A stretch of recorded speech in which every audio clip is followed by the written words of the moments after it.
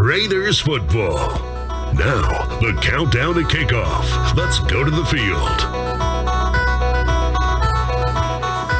It is Saturday, and it's time for Raider football again. Good afternoon from Parkway Farrows Field in Pleasantville, New York, where today your Port Jervis Raiders visit the Pleasantville Panthers. Alongside Tom Faggione and a handful of stubborn bees, I'm Kevin Halpenny. Andy Morales is in our WDLC radio studios this afternoon. Thank you so much for joining us for the kickoff of the Port Jervis High School football season on the radio, presented by Operation PJ Pride. It is an absolutely gorgeous Saturday afternoon here in Westchester County. 70 degrees now, expected to get up to about 75 today. Slight breeze where we are, which is atop the only set of bleachers at the field here, and the wind blowing slightly from west to east at the field. Like Port Jervis, Pleasantville plays at off campus. Port plays at their middle school. Pleasantville plays at a town park. This afternoon begins another chapter in the storied history of Port football. The Raiders have a new head coach in Damian Stryharski, leading them into a venue that Port hasn't visited since 1938. That was a 12-12 tie, by the way, back then. Shout out to Walter Polinsky for that history. Despite a disappointing first year in Class B, the combination of the new head coach and a strong core of returning starters has created some pretty high expectations both inside the locker room and around town in Port Jervis. The hosts from Pleasantville are only a season removed from being the defending Class B state champs in New York. They're no strangers to Section I competition either, but it's not usually this early in the season. It's the start of a new season, and hopes are high here in Westchester, just as they are back home in Port Jervis. Our radio broadcast is presented this afternoon and every week by Operation PJ Pride, as well as a large group of dedicated businesses who serve our community and make this possible, like attorney Matthew D. Witherow, Orange West Realty, Copperworks Mechanical, Metal Threat Industries, Bon Secours Community Hospital, the Port Jervis Auto Mall, Bucky's Taxi, Little Pediatrics, Gray Parker Funeral Home, IF Ritalic Insurance Agency, Masters Pest Control, and attorneys David Bavoso and Glenn Plotsky. We are scheduled today for a 1:30 kickoff, so we're 29 minutes away from Port and Pleasantville teeing it up. Between now and then, we have a ton of stuff to bring you. We're going to preview the matchup between the Raiders and Panthers. We're going to have the out-of-town scoreboard, including some pretty interesting results from the first Friday night in Section 9. And we will talk to Raider captains Ryan Costello, Ethan McElroy, and Trey Wilkerson, plus a look at the spot where those three boys came from, the PJYFL. This is Port Jervis High School football. It's live on WDLC. It's presented by Operation PJ Pride. What is Operation PJ Pride? We are a team of people committed to reducing substance abuse and its negative impact on our community. Just like you, we are tired of the statistics and the bad news. Just like you, we want to make a change. We love our community, and we are working hard for our community to change perceptions and to change the environment around us with the shared goal of winning the battle against substance abuse. Visit us on Facebook and at our monthly meetings to find out more about Operation PJ Pride. Selling your home? Go west. Orange West. If you're serious, you wanna get it done. You're selling your home with #1. Orange West. We do it faster at Orange West. It's the formula for your success. It's dedication in what we do. It's people working hard for you. If you're serious about selling your home, go west. Orange West. Orange West. It's been 17 years since Orange West Realty was founded in Port Jervis. During that time, we've championed the cause of our town's renaissance. The rebirth of our hometown makes all of us proud.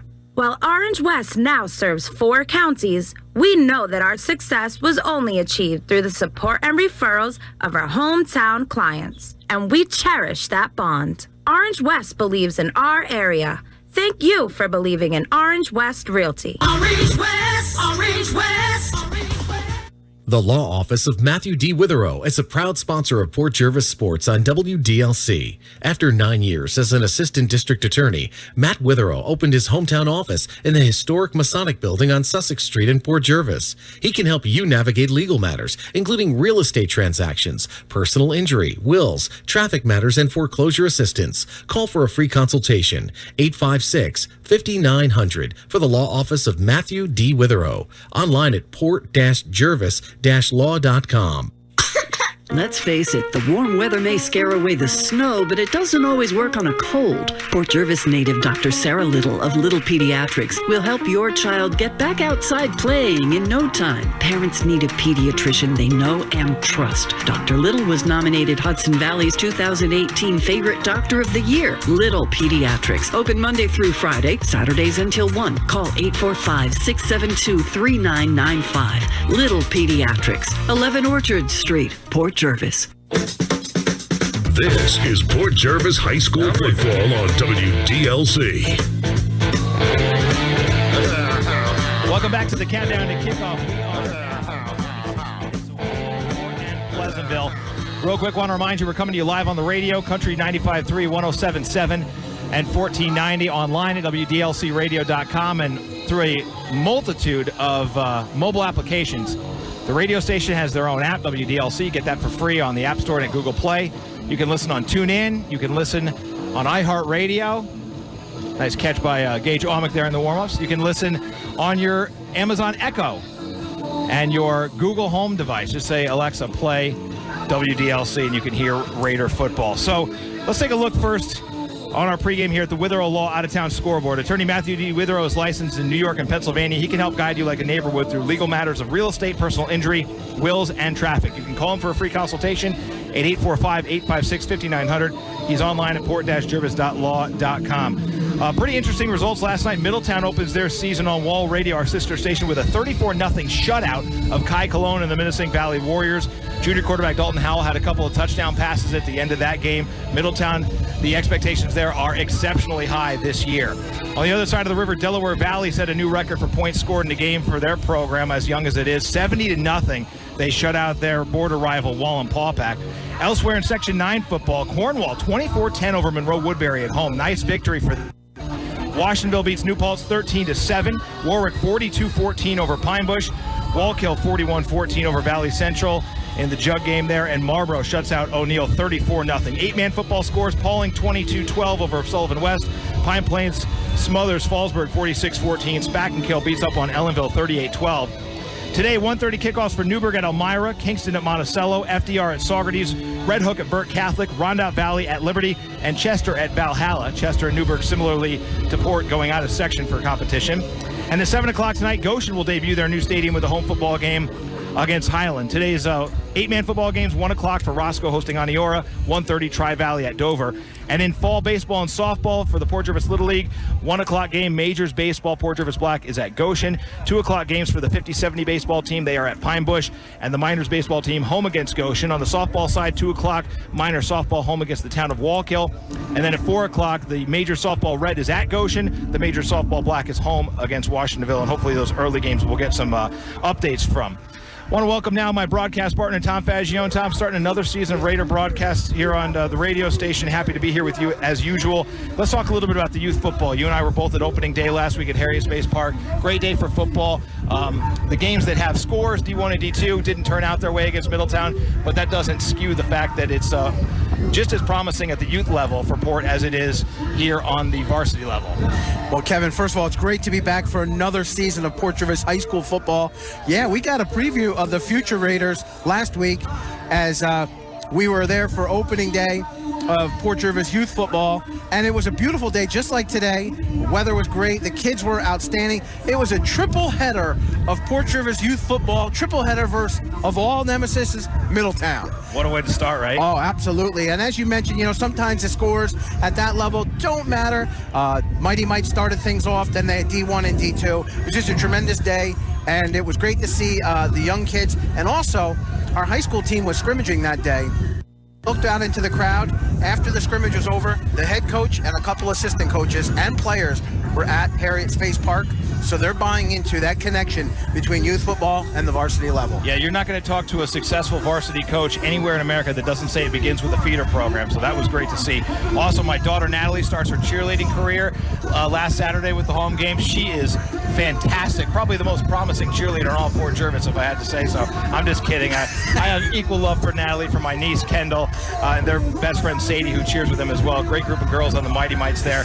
Mighty Mites football team coached by Chris Sargenta. He recognized Zach Conklin, Sean Frank, and Gabe Natale for great blocks. He said Xavier Cawthon and Cameron McLaughlin ran the ball well. Xavier's brothers are playing in the varsity game today. The Mighty Mites will play at Goshen tomorrow. D1 lost 19-0 to Middletown. Lincoln DeGroat filled in for injured Justin Jones at quarterback. He handled the duties masterfully. Amato Natali led the Raider rushing attack. D1 newcomer Ben Rivera racked up the tackles from his defensive end position. Fort plays Goshen tomorrow. They expect to have Justin Jones back at quarterback.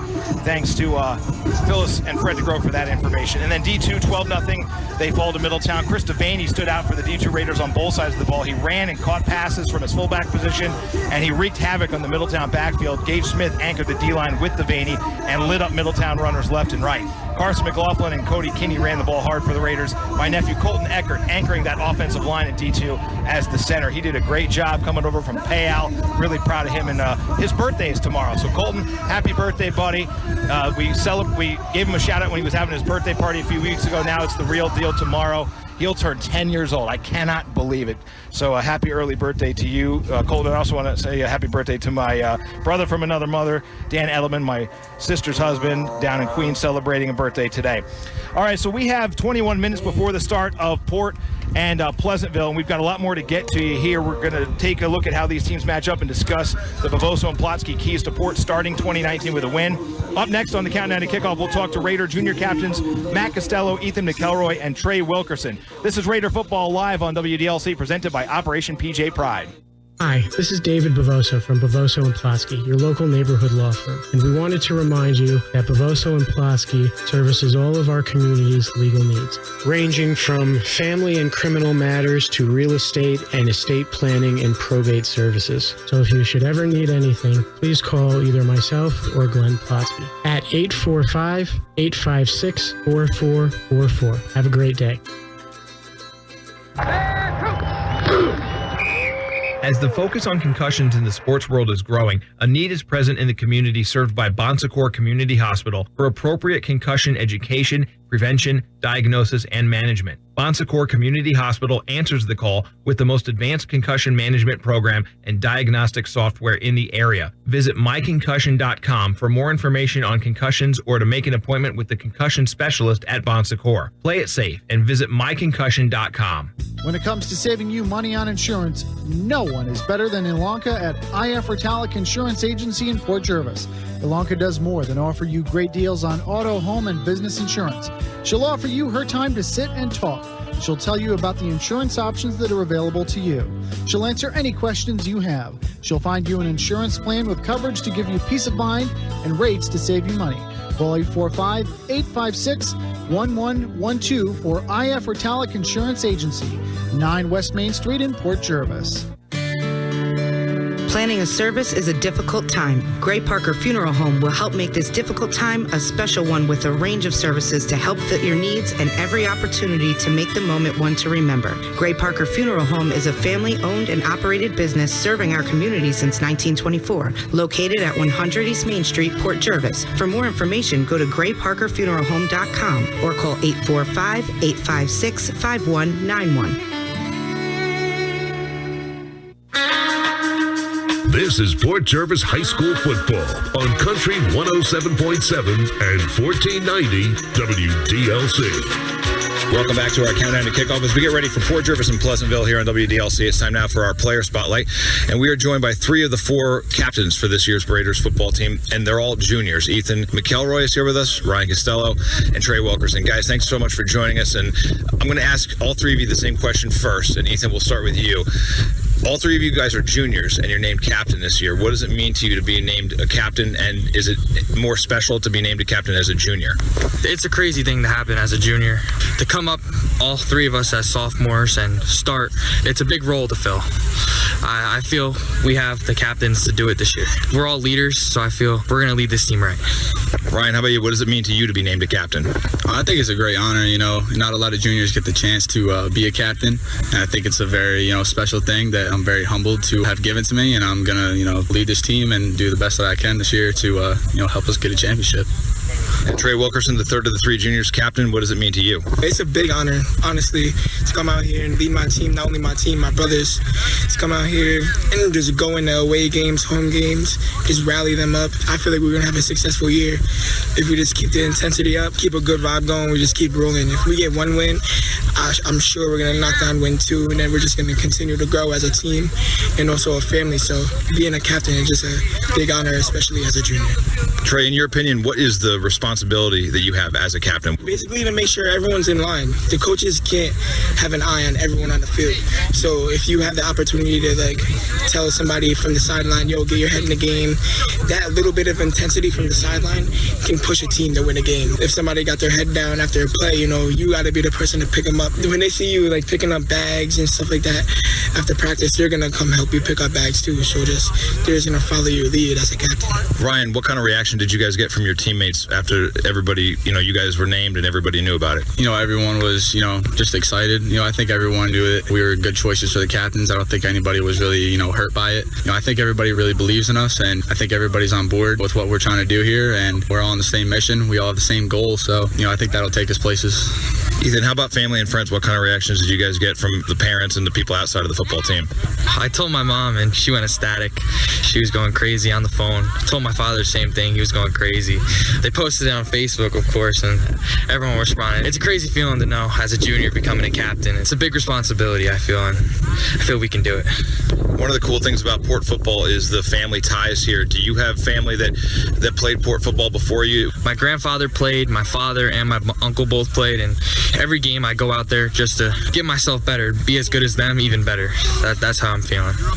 Ryan, how about you? What kind of family ties do you have to Port and to football in general? To Port football, I have no ties at all. You know, my dad actually played for Middletown, so it's a pretty cool thing, you know, to come over to Port Jervis, from him to go to Port Jervis to Middletown. You know, he used to be playing for Middletown, now he's cheering for Port, so it's a pretty cool experience, you know, with him playing for Middletown, me playing for Port, so it's pretty interesting.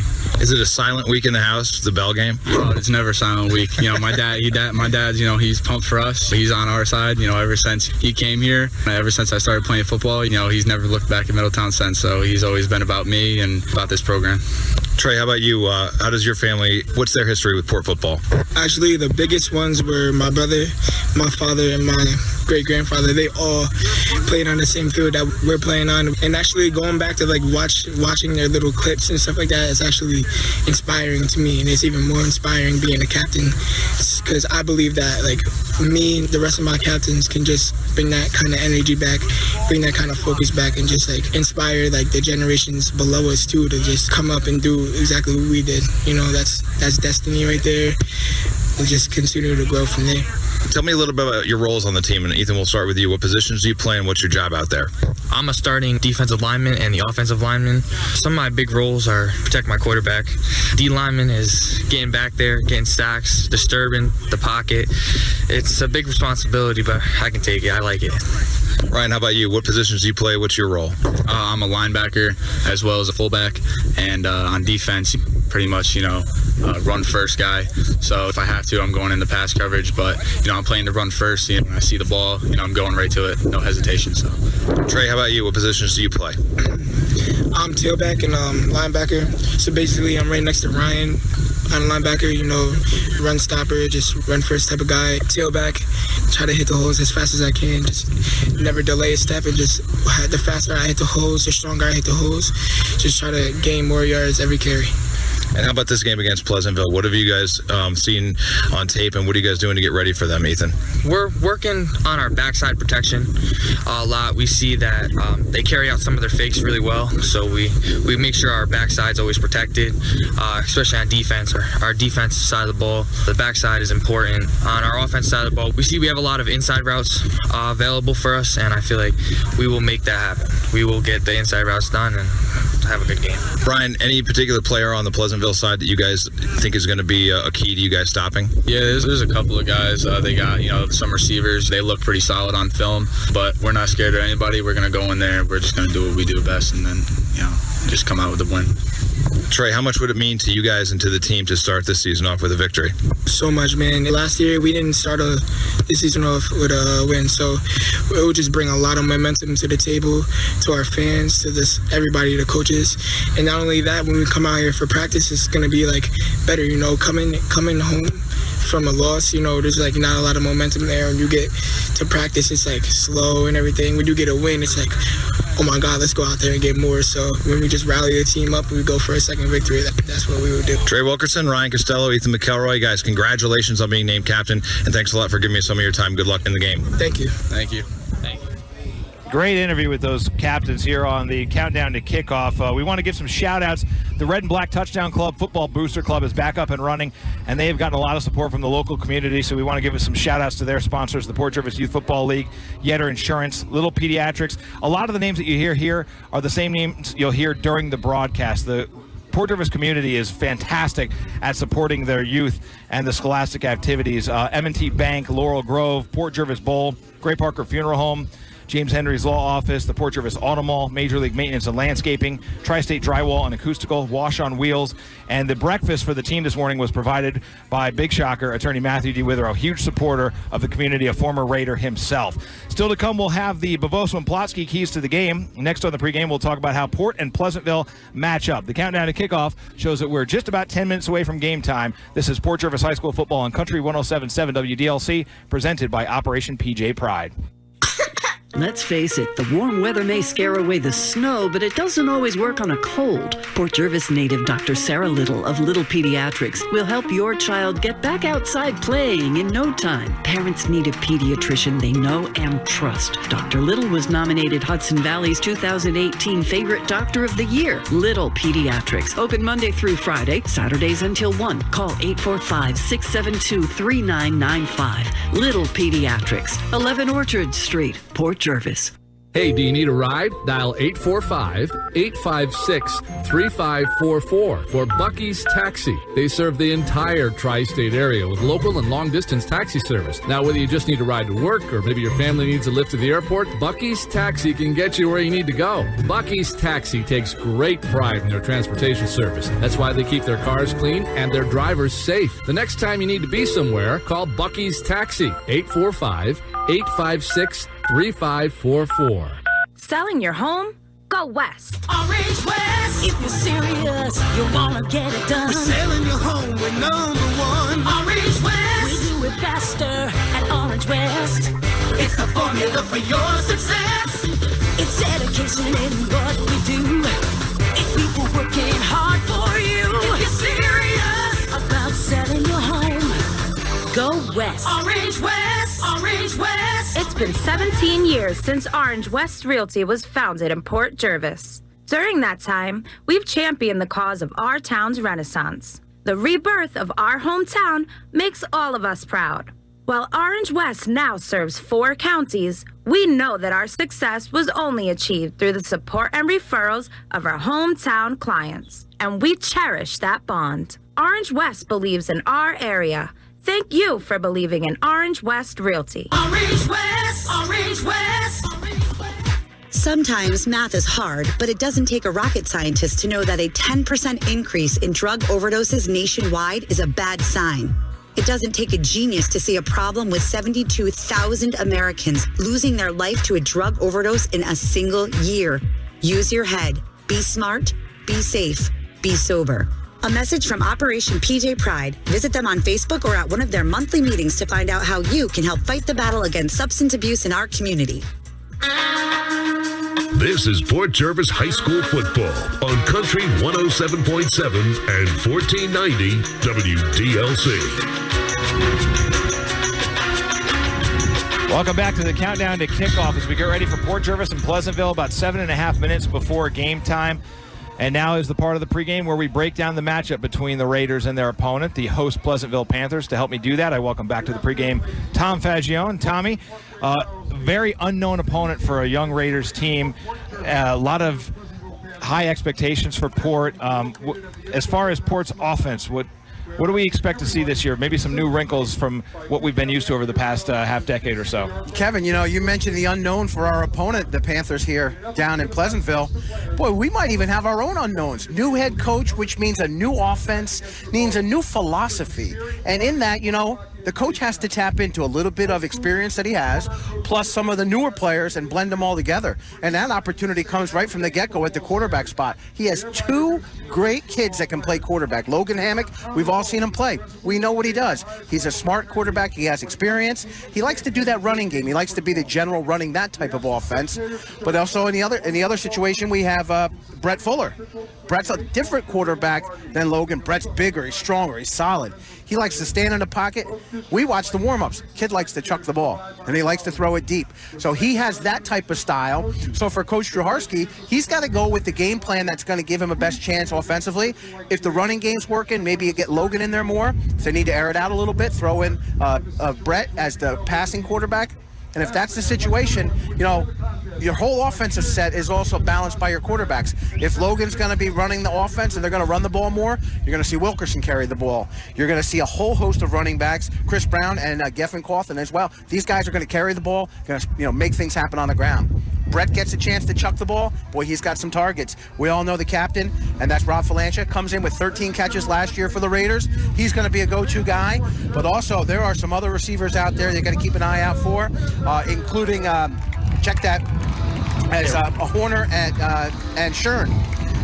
The offense, it's all going to be at the line, too. You got new guys on the right. You got two young offensive linemen. You got returning linemen.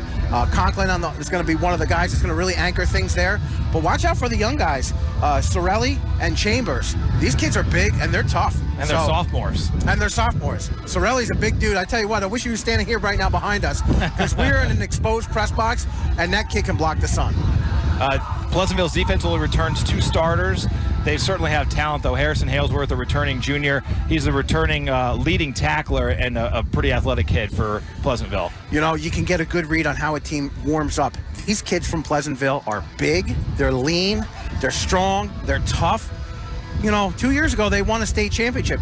Last time I checked, they don't just pass those championships out. You got to earn those things. Now, maybe most of the guys on that team have graduated, but that taste of championship football, let me tell you something, that effervesces in the school.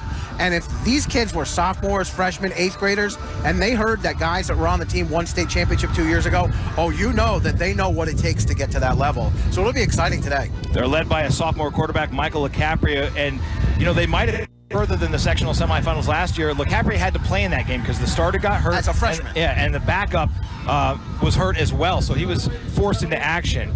So we're going to take a break for the national anthem. We'll send it back to the studio, come back and bring you the Bavoso and Plotsky keys to victory for Port Jervis. You're listening to Raider Football on WDLC, presented by Operation PJ Pride. Planning a service is a difficult time. Gray Parker Funeral Home will help make this difficult time a special one with a range of services to help fit your needs and every opportunity to make the moment one to remember. Gray Parker Funeral Home is a family-owned and operated business serving our community since 1924, located at 100 East Main Street, Port Jervis. For more information, go to grayparkerfuneralhome.com or call 845-856-5191. The Port Jervis Auto Mall is home to Chrysler, Dodge, Jeep, and Ram trucks. Their pre-owned superstore is loaded with hundreds of great cars for you to choose from, as low as $5,900. Credit is never an issue. If you need a car, Rico and his sales team will do whatever it takes to get you into a car that's right for you. Get to the pre-owned superstore at the Port Jervis Auto Mall now on Kingston Avenue and online at portjervisautomall.com. As the focus on concussions in the sports world is growing, a need is present in the community served by Bon Secours Community Hospital for appropriate concussion education, prevention, diagnosis, and management. Bon Secours Community Hospital answers the call with the most advanced concussion management program and diagnostic software in the area. Visit myconcussion.com for more information on concussions or to make an appointment with the concussion specialist at Bon Secours. Play it safe and visit myconcussion.com. Sometimes math is hard, but it doesn't take a rocket scientist to know that a 10% increase in drug overdoses nationwide is a bad sign. It doesn't take a genius to see a problem with 72,000 Americans losing their life to a drug overdose in a single year. Use your head. Be smart, be safe, be sober. A message from Operation PJ Pride. Visit them on Facebook or at one of their monthly meetings to find out how you can help fight the battle against substance abuse in our community. This is Port Jervis High School football on Country 107.7 and 1490 WDLC. 90 seconds away from kickoff here. The Port cheerleaders enter the field from the right side. By the way, our vantage point, we are on the bleachers on the home side of the field in an open platform looking straight down onto the 50-yard line. Thanks to everybody here at Pleasantville High School for the accommodations and hospitality. It's just a fantastic venue, beautiful day. And imagine the Oakland Coliseum or the old Candlestick Park in San Francisco where the 49ers used to play, or the Raiders where there's a baseball field in part of the football field. That's what you have here on the south side of the field from the 20-yard, really the 22-yard line in on the southwest corner of the field. That's where the infield and pitcher's mound are on this nearby baseball field. So that'll be something for the players to contend with. And with that in mind, and as the captains meet in the middle of the field for the opening toss, I'll bring in Tom Faggione again to look at our Bavoso and Plotsky keys to the game. Bavoso and Plotsky, your local neighborhood law firm. They want to remind you that they service all of their community's legal needs. So if you should ever need anything, please call David Bavoso or Glenn Plotsky at 845-856-4444. And as always, they say, go Raiders. Tommy? What do you think here? What's the key for the Raiders to start this season with a victory? Kevin, fresh start, fresh new coach, fresh new optimism, fresh new look. So fresh is going to be the first key to the game. It's up to Port Jervis now to come out and establish themselves and say last year was an anomaly. You know, the losses are behind us. We're ready to move and focus on a fresh new start. Number two, I think it started during the offseason, and Coach Struharski was very adamant about it, and it was a commitment to discipline, coming to practice on time, participating in all the drills, even the off-season workouts. Being fully vested in starts with discipline. And the last one is the buy-in. And the buy-in comes on the field. The players buy into what the coaches are putting together. If the players buy in, guess what happens? The fans all buy in, and that means Port Jervis returns back to where it once was, one of the most elite football programs, not just in Section 9, but in the region and throughout all of New York State. And I got to tell you, I talked to Coach Struharski before the game. He had it in him. He was excited. He was focused. But you know what? He was never crazy. He had a certain level of calmness to him. And I got to tell you something. That's what you look for in a leader. I was ready to say, Coach, let me know what you need. I'll come on the sidelines and help. And he said, go back to the press box. Well, the Raiders won the toss. They will defer and give the ball to Pleasantville to start this game. And just before we get set for kickoff, I want to give a quick shout out to my wife, Patricia Halpenny, my son Noah, and my daughter Natalie. They are listening back home in Port Jervis. And I mentioned before, Natalie's cheering this year, first year, and cheer for her, the Mighty Mites, with her cousin Kendall and her best friend Sadie. And they look up to their Kendall and Natalie do their cousin Jillian, who is a professional cheerleader at the NCAA now and also cheering up at Cortland, and she's got a home game today. So this is in the family, and we are all excited for Raider football. Liam Tomasi has it teed up at the 40-yard line. Port Jervis will kick right to left with three deep men back for the Panthers. Jared Willens is the furthest deep back. Tomasi approaches the ball with his right foot. He sends it downfield. We are underway. Willens with the ball at the 9-yard line, across the 15, the 20, 25. He's got a full steam ahead across the 35, and he's brought down at the 38-yard line. Good starting field position for the Panthers, and we are underway in our first quarter. Our first quarter today is sponsored by Masters Pest Control. Thank you so much for joining us for a Saturday afternoon kickoff 2019 for Port Jervis High School football. Alongside Tom Faggione, I'm Kevin Halpenny. Andy Morales is in our WDLC studios, and here we go. First and 10 Panthers. They will go left to right from their own 38-yard line. Sophomore quarterback Michael LaCapria leading the charge, and a very tall and physical offensive line in front of him. LaCapria will work out of the shotgun. It's a three-receiver set, one man in the backfield. That's Harrison Halesworth, and a man goes in motion, and that is Willens, and a flag on the first play of the game, motion against the Panthers. And Tommy, one thing that Coach Becerra told us about, they are just as young as Port is. A lot of youth on this team. There's some nerves, probably, some inexperience, and we see it on display right away with a false start. Well, they may have the same number of kids that are young, but they have young players in very important positions. And as you mentioned, their quarterback's sophomore. And you put a quarterback back there in a sophomore situation, unless you're a team like Cornwall or some of the other more elite programs, that's not an easy task. And he's in the shotgun now, first and 15. He's going to give it to Harrison Halesworth up the gut. He's met immediately by that Raider defensive front. Chambers. Yeah, Nate Chambers, who is a promising and tall sophomore up there on the interior defensive line next to Ethan McElroy. And then on the outside for the Raiders, you have Gabriel Parker is out there. On the right side is Jose Cintron Jr. And so second down and about 15. They give him a yard, Tommy, and again, LaCaprio will work out of the shotgun. Willens in motion. They give it to Willens. He'll sweep it to the near side. He's got some room across the 35. He gets past one tackler. He'll go out of bounds. And that was Marcus Best who pushes Willens out of bounds at about the 45-yard line. So a healthy pickup on second down there. Nice play, and Elijah Shern got spun around but was able to slide out and push the ball carrier to the sideline. So a very small pickup, which could have been much more for Pleasantville. Nice play by the Port defense stringing it out. They're going to put it at the 42. We'll call it a 3rd and 6 for Pleasantville. They go left to right in the home forest green jerseys, gray pants, green helmet. Jerseys are trimmed in white with white letters, Pleasantville across the front. And the lefty quarterback throws it. He completes it on the near side, and he's wrapped up immediately. The ball's loose. Jonah Streethar was the receiver, and he's wrapped up by Gage Amick and company. Excellent job containing, and Pleasantville is going to have to punt. Nice play by that Port defense. Secondary stepped up. Watching some film from last week's scrimmage, the secondary of Port Jervis's defense was a little bit unsure of themselves, but on that play, all convened at the right time, made a great play. 4th and long now for Pleasantville. Jack Collins will kick it away for the Panthers. He's set up at his own 26-yard line right now. Low snap, he grabs it off the right foot. He boots it very high, end over end. Port is wise to let this one drop, and they do.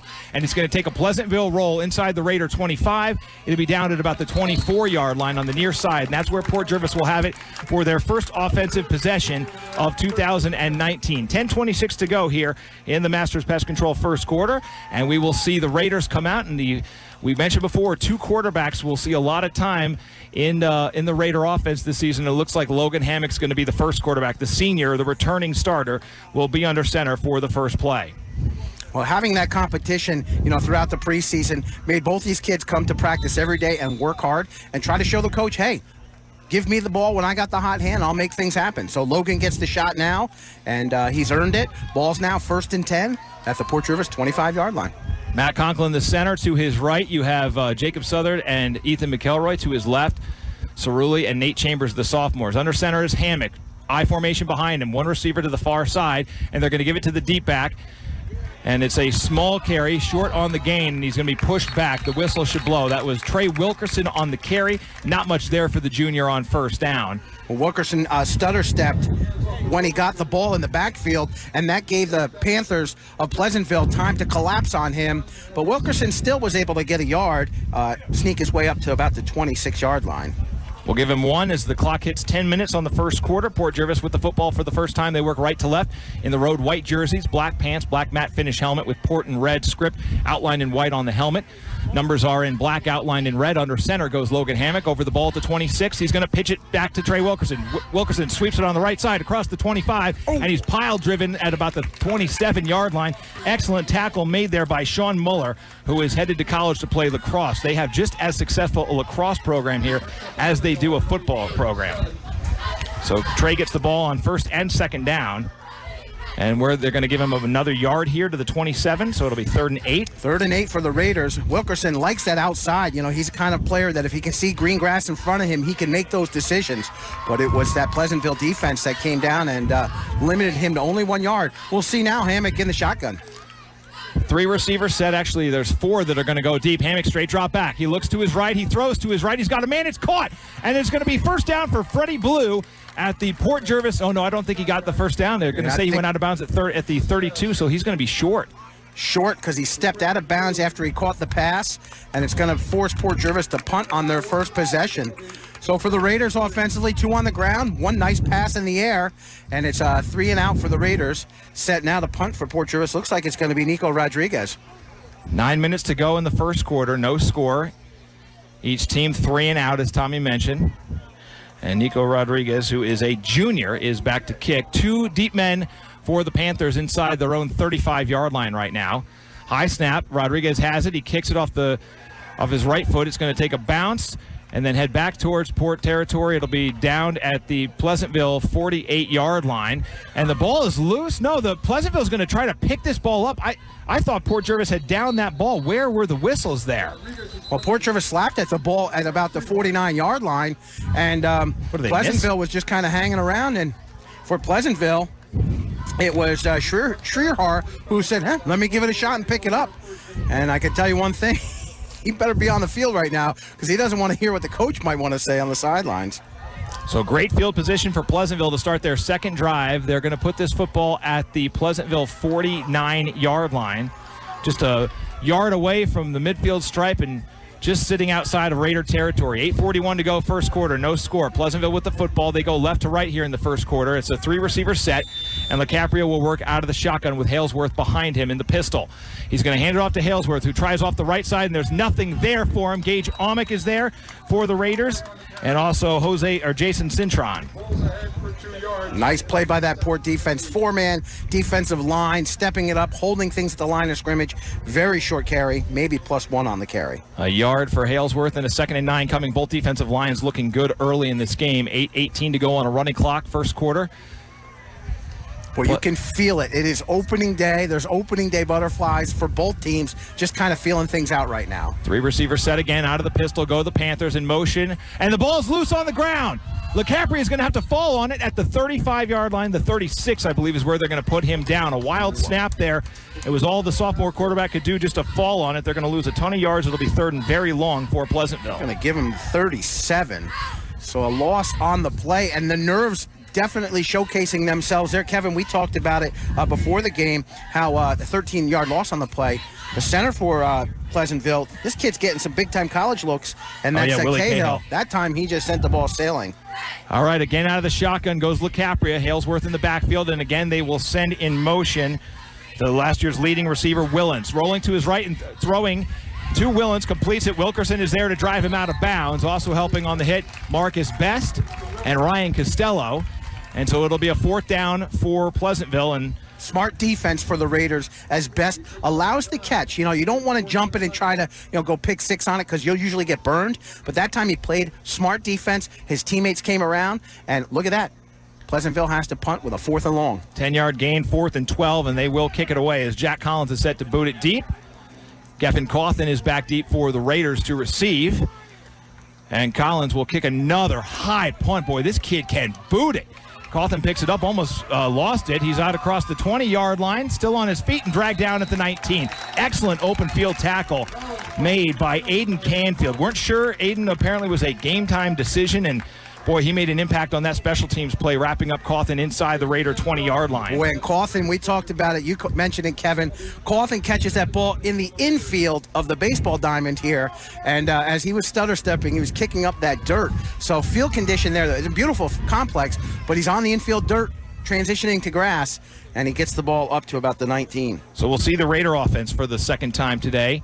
1st and 10. They're going to put it right at the 20-yard line. We'll give him the 20. Maybe just half a length of the football short of it, but it looks like the nose of the ball is touching the chalk. Port will snap from the near side hash mark. They work right to left here in the first quarter, and Logan Hammock, the senior, is under center again. I formation behind him with Zach Covert in front of the deep back.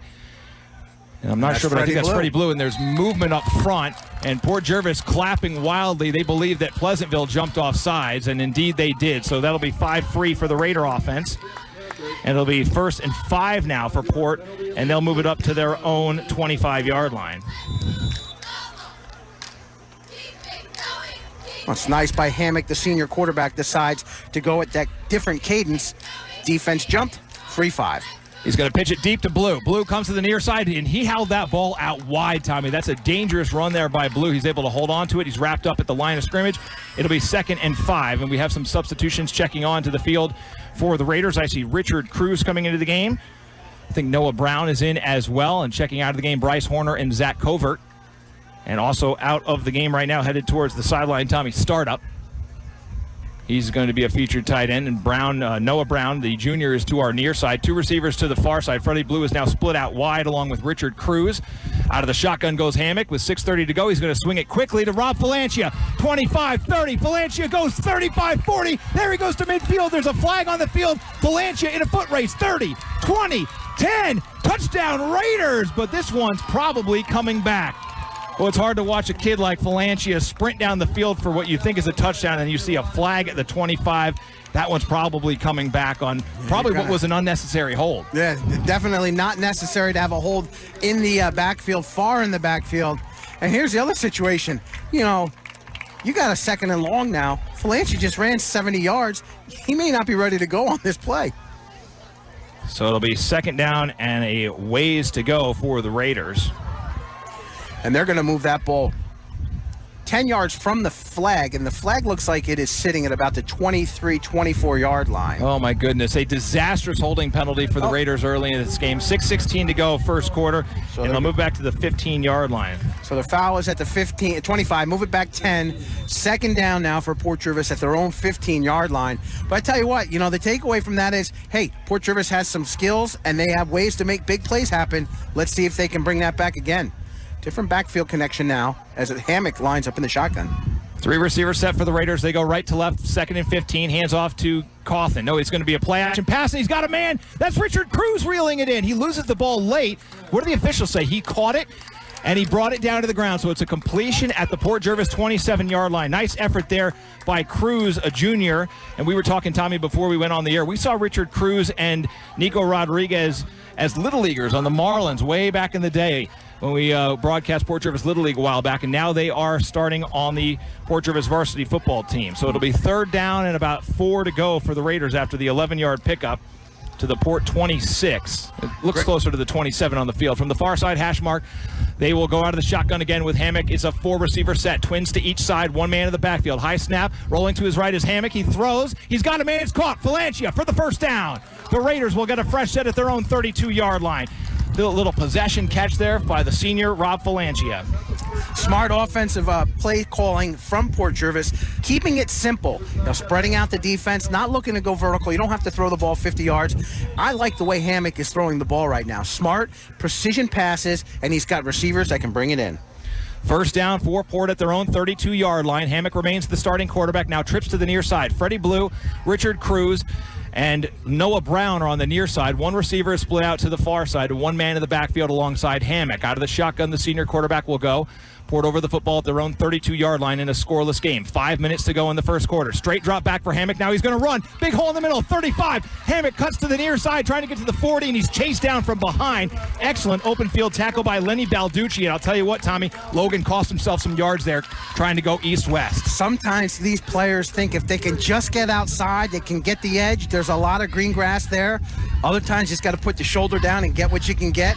That time, Hammock thought he could get around the edge, and it was not going to happen, but he still was able to get Port 4 or 5 yards on the carry. I don't know if he would have had the first down, but boy, you just got to keep going forward. 4.5 to go first quarter. No score. Port Jervis with the football, facing a 2nd and 6 from their own 36. This time they bunch it up on the offensive line, and then Geffen Cawthon checks in late. Zach Covert is into the backfield for Port Jervis, and there's some confusion here. Raiders are running out of time.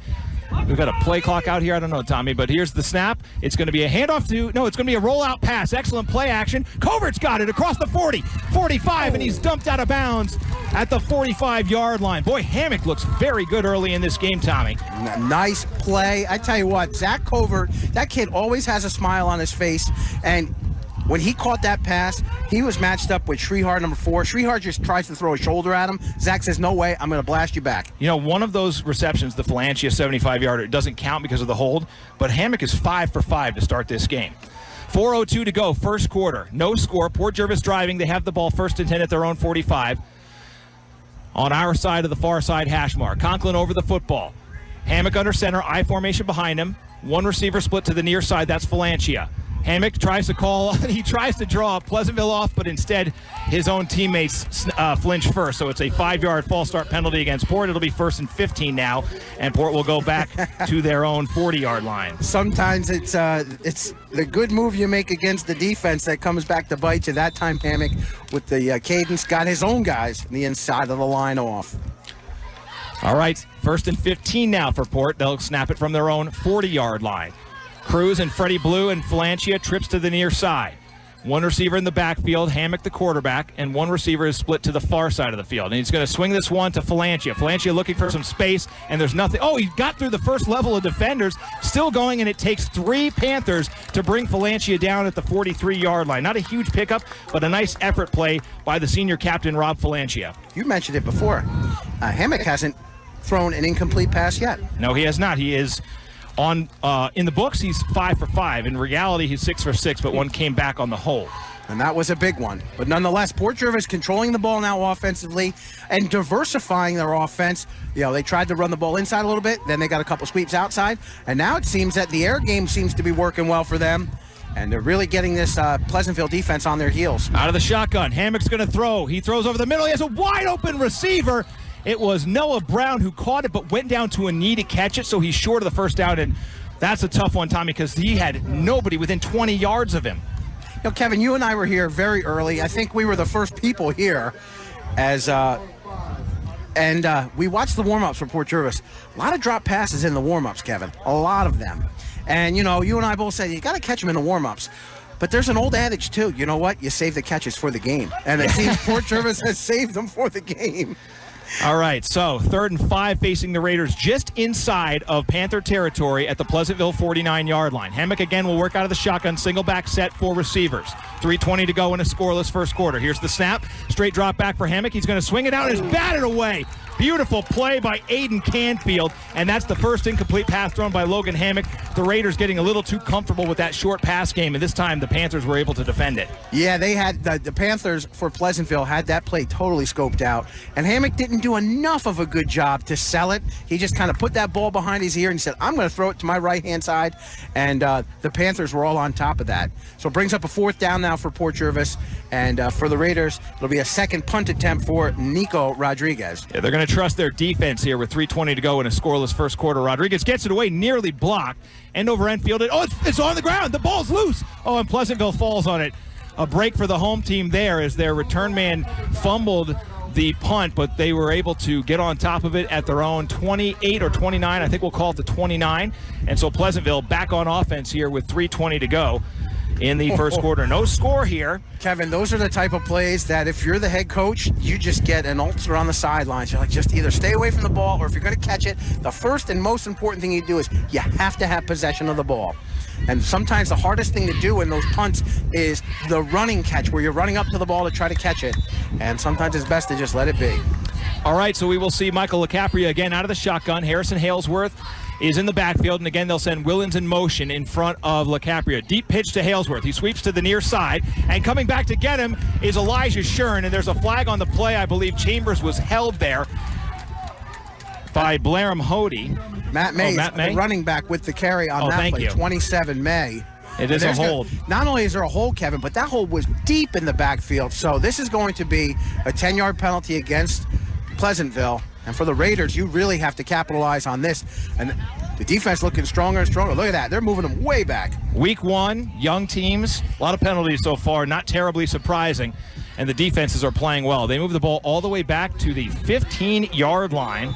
They lose 14 net. It's 1st and 24 for Pleasantville. And now the Raiders maybe pin their ears back and come charging at LaCapria. He'll work out of the shotgun. Left to right go the Panthers. He drops straight back. The left-handed quarterback flings it across to Willens. It's incomplete, nearly intercepted. It was off of Willens' hands, and Gage Almick thought he was going to be able to corral it, but he couldn't. It falls harmlessly to the turf, and it'll be 2nd down. Well, Gage went the wrong way after the ball was tipped, and he knew it.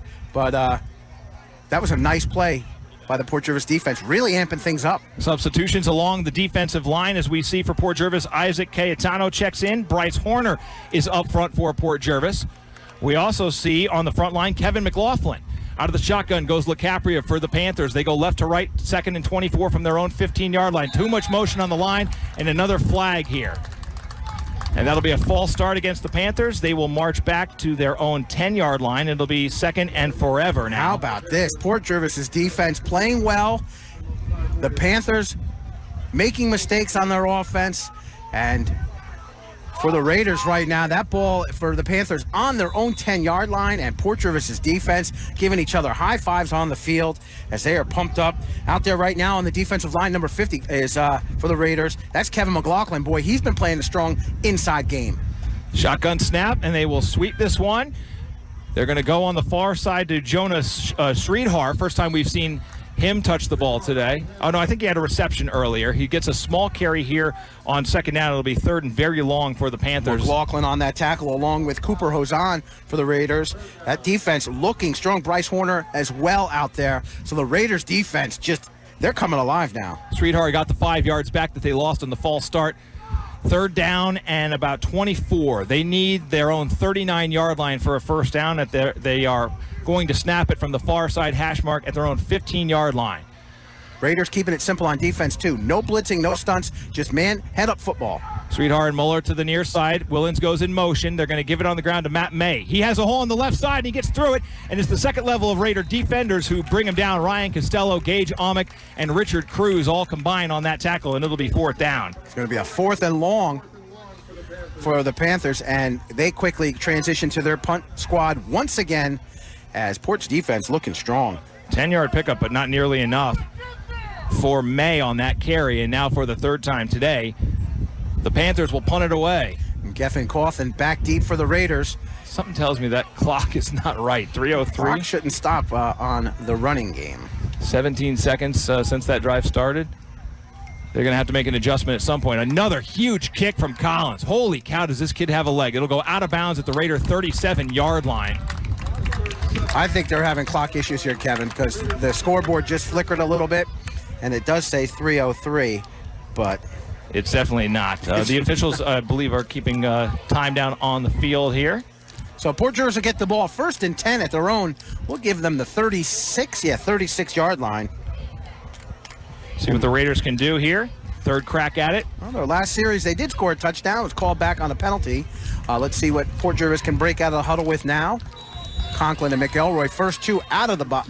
There we go. 2:10 left in the first quarter. How's that, Kevin? That works for me. Logan Hammock, the senior, is under center in front of an I formation. Costello in front of Trey Wilkerson behind him. One receiver, Falanchi, to the far side. Actually, it was Covert in front of Wilkerson. Wilkerson gets the carry and just not much there for him. Was that Trey or was that Freddie Blue on the carry, Tommy? That was Trey. Wilkerson on the carry, and he was just met by the whole Panther defense as they are really packing things in there at the line of scrimmage. And Kevin, it is official. The scoreboard is flickering. Oh, okay. There we go. So sounds like they're inside of a minute, according to the public address here. Not much of a gain there for Wilkerson. Second down, we'll call it 10 on the field. Again, I formation with Covert in front of Wilkerson. Falanchi is now split out to the near side of the field. Port will snap from the far side hash mark. It's a quick pass. It's to, it was intended on the field for Tommy Startup, but he can't bring it in. Boy, Pleasantville wanted the interception, but the ball hit the turf first, and it is third down now. Boy, that was a tough play for Port Jervis. Tommy Startup, tight end, left tight end, just stretches out, puts his hand out, and the pass was a little bit behind him, so he had to come back to try to bring it in. Tipped it off his hands, almost picked off by the secondary of of Pleasantville. So Port Jervis is lucky that went incomplete. Third down now and about 10 for the Raiders as they seem to be stalling here on this drive. Covert will now split out as a receiver, or as he headed for the sideline. Port's going to take a timeout. We'll take one with them. We're just inside of a minute here in the first quarter. No score between the Raiders and the Panthers. You're listening to Port Jervis Football on WDLC, presented by Operation PJ Pride. The cold weather is coming, so make sure your home or business is ready with Copperworks Mechanical. Copperworks dominates the heating needs of the tri-state area. They build heating systems to your comfort, specializing in hydronic and radiant heat. No one matches the quality you'll get from Copperworks Mechanical. But don't take our word for it. Check them out on Facebook to see pictures of their work. Copperworks Mechanical also offers creative metal designs and custom fabrications for your home or business. Dominate the cold weather with heating solutions from Copperworks Mechanical. This is Port Jervis High School football on WDLC.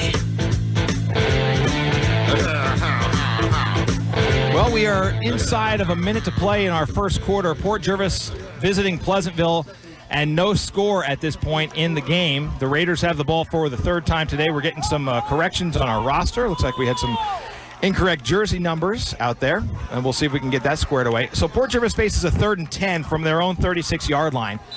Logan Hammock, the senior, is the quarterback. It's a 4-receiver set with trips to the far side, one to the near side, one man in the backfield. That's Trey Wilkerson. Hammock's going to throw. It's intercepted by Harrison Halesworth, 40, 35, 30, and he's going to go out of bounds inside the Raiders' 30-yard line. And after completing his first 7 passes, Logan Hammock 0 for 3 on his last 3 attempts, and that one was intercepted. And that's a big turnover early in this game as we go inside of 20 seconds to play in the Masters Pest Control first quarter. Halesworth was all over that play. His eyes were totally locked in on Hammock, the quarterback, and as soon as Hammock dropped back, play just went right to Halesworth, and he picked it up, brought it back to the 25 for the Panthers. Huge flip of the field for the home team, and they'll snap it 1st and 10 at the Raider 25-yard line. LeCapri out of the shotgun, one man in the backfield, that's Halesworth. It is a 3-receiver set, and they're going to throw, and that one is complete on the far side to Jonas Sridhar. Sridhar gets a few yards on the reception, 3 or 4, and the clock will continue to roll. That will be the final play of the first quarter. So we'll take a quick 60-second break, come back and get the second quarter started. No score between Port and Pleasantville. You're listening to live coverage of Raider football on WDLC, presented by Operation PJ Pride. Sometimes math is hard, but it doesn't take a rocket scientist to know that a 10% increase in drug overdoses nationwide is a bad sign. It doesn't take a genius to see a problem with 72,000 Americans losing their life to a drug overdose in a single year. Use your head. Be smart. Be safe. Be sober. A message from Operation PJ Pride. Visit them on Facebook or at one of their monthly meetings to find out how you can help fight the battle against substance abuse in our community. Hi, this is David Bavoso from Bavoso & Plasky, your local neighborhood law firm. And we wanted to remind you that Bavoso & Plasky services all of our community's legal needs, ranging from family and criminal matters to real estate and estate planning and probate services. So if you should ever need anything, please call either myself or Glenn Plasky at 845-856-4444. Have a great day.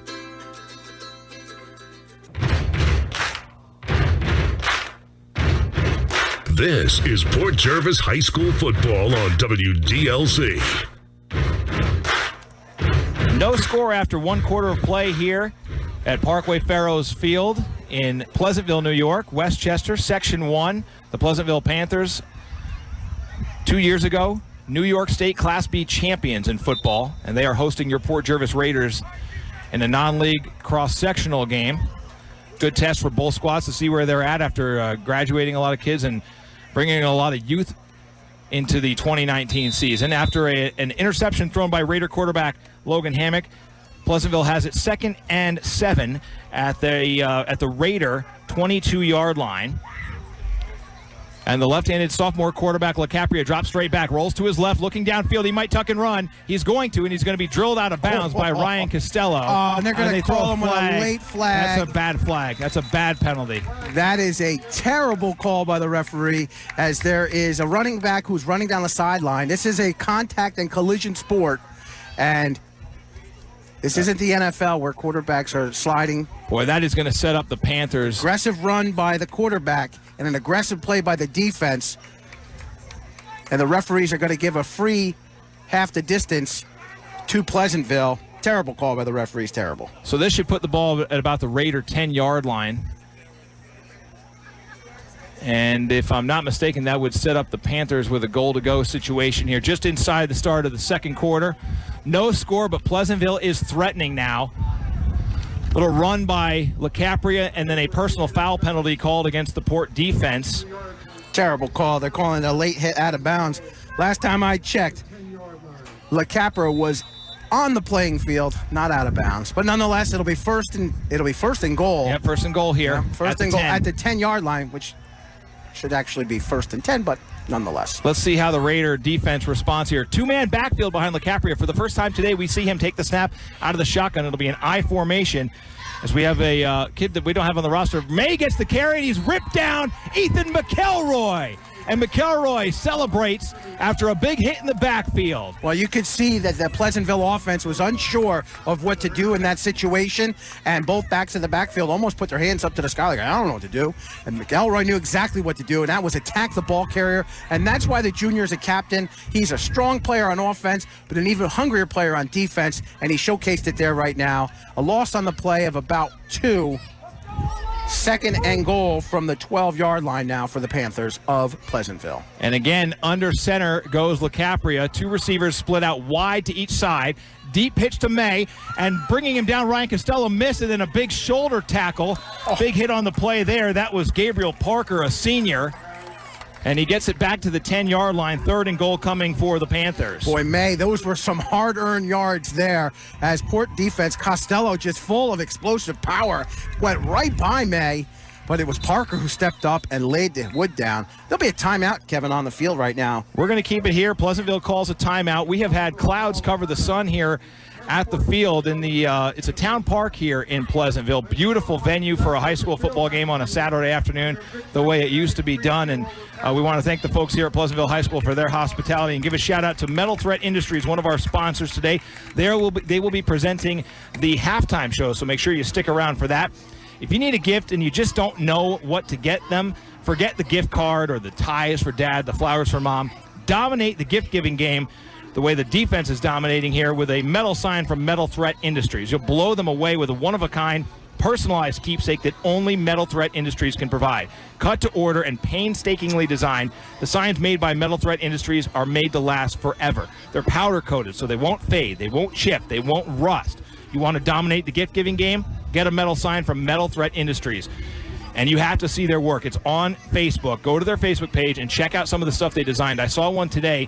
It was a birthday gift for I don't know if it was a retired police officer or an active police officer. It was stunning. I got to tell you, great big shout out to the guys there. Jamie Brace.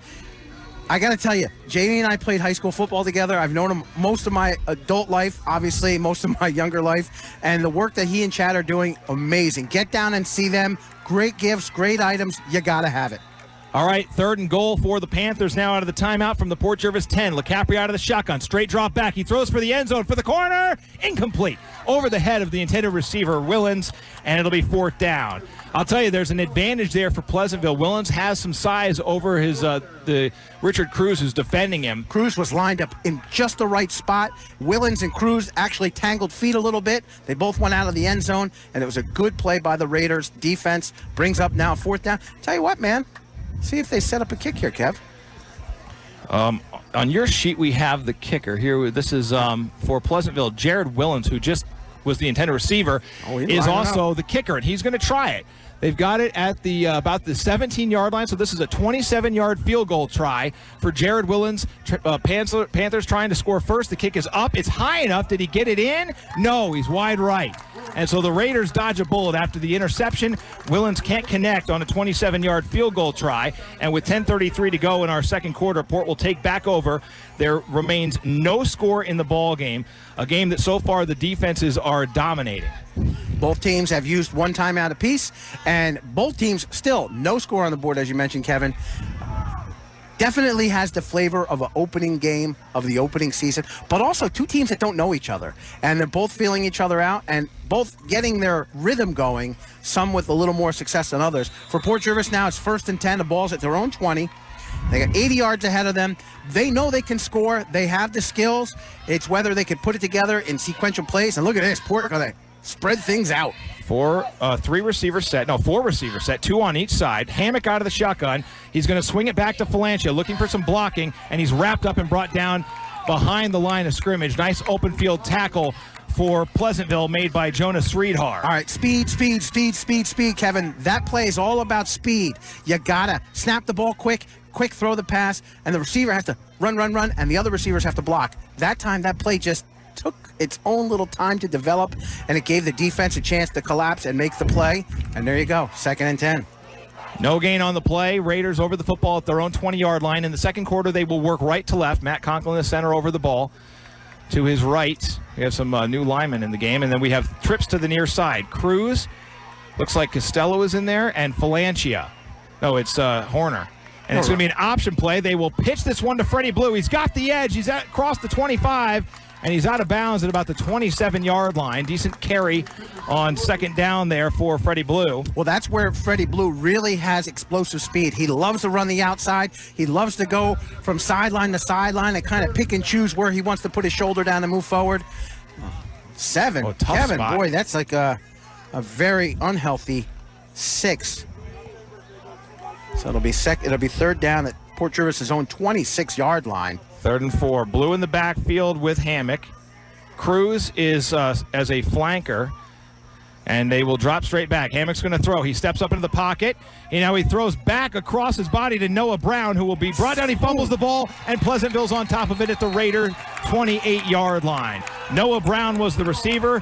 He fumbled the football, and Pleasantville takes back over with 9:28 to go in the second quarter. Boy, that's a tough play, but Hammock should have just kept the ball himself and got what he could get out of it. Tried to make a little more happen by throwing the ball downfield, and poor Brown catches the ball, gets hit from behind, ball pops loose, and it's Pleasantville who picks it up. And again, the Panthers, Tommy, will start a possession inside Raider territory at the Port 29-yard line, 1st and 10. Our second quarter is sponsored by Could Be You.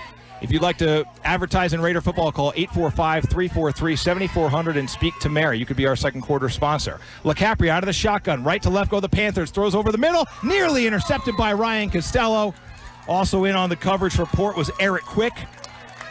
Port's had a couple of chances today that defensively to try to intercept LaCapri. No luck so far, though. Kev, I want to jump in. I know you do your out-of-town scoreboard. I got a quick score. With our out-of-town scoreboard? And I think Matt might be very proud of this. Right now, Army 14, Michigan 7. Holy smokes. How about that, huh? What is the name of the head coach there at Army? Come on now. You're going to get me. Jeff, right? Jeff Monken. He has done an incredible job making that program relevant in Division I college football. Boy, last week they were favored by 55. They squeaked it out.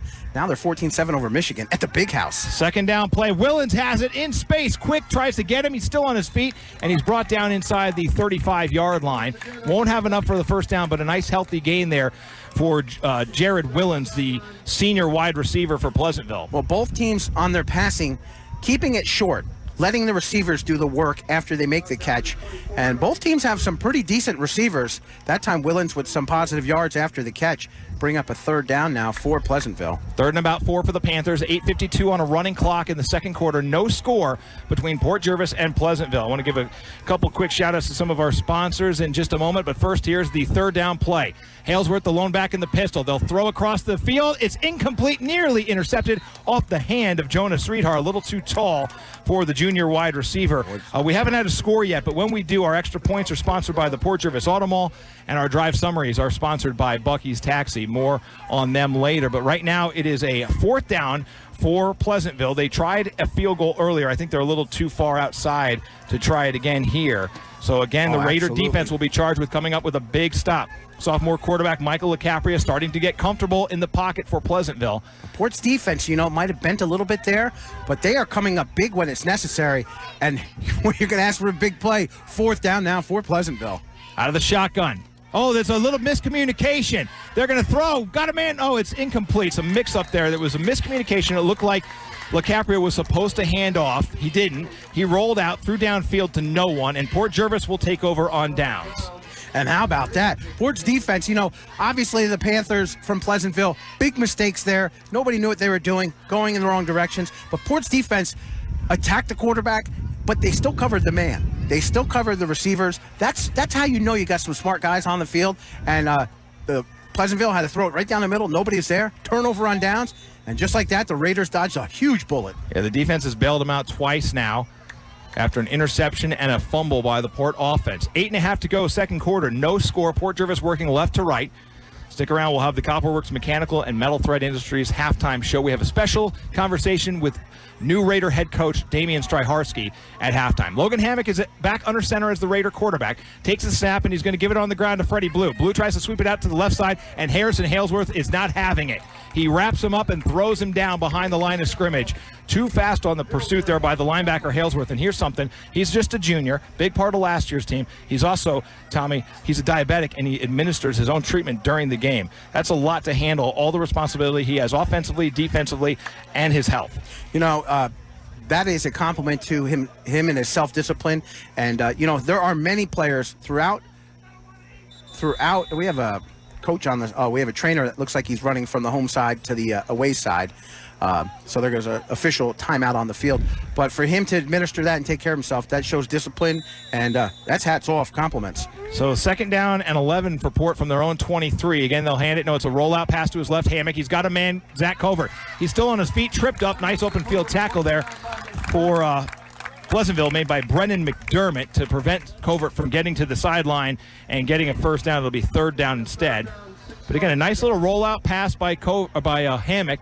He gets it to about the 28-yard line, so it'll be a pickup of 5 and a 3rd down and 6 to go for Port Jervis. On the sidelines for Port Jervis, Ethan McElroy, he has his left leg, it looks like his left leg up on the bench right now, so he's being administered to by the trainer here from Pleasantville, so that's big for Port Jervis. Yeah, that's their right guard. Straight drop back for Hammock on 3rd down. Steps up, throws, has a man. It is caught by Faggione across the 40, still going, and they say he went out of bounds at the 41-yard line. Plenty for the 1st down, though. The Raiders get a fresh set. Nice catch, nice pass. Excellent play there by Port Jervis' offense. Rob Faggione, just a great kid, solid worker. You know what? He's always got a big smile on his face, a respectful young man, and he is just one heck of a receiver. You throw that ball anywhere near him, he's going to find a way to bring it in. 1st down, Port Jervis from their own 42-yard line. They work left to right in a scoreless first quarter. 7:05 to go. Hammock under center. I formation behind him with Zach Covert in front of Freddie Blue. A receiver split to the far side of the field. Here's a deep pitch to Blue. Tries to sweep it out left, looking for some blocking, and it's not going to be there. He gets wrangled at about the 39-yard line. He'll lose at least 2, if not 3. And Port is not having success on getting the outside run game. I formation, the whole premise behind the I formation is you want to just ram that ball right up the middle. You want to get the defense to start collapsing on that, and then the outside opens up.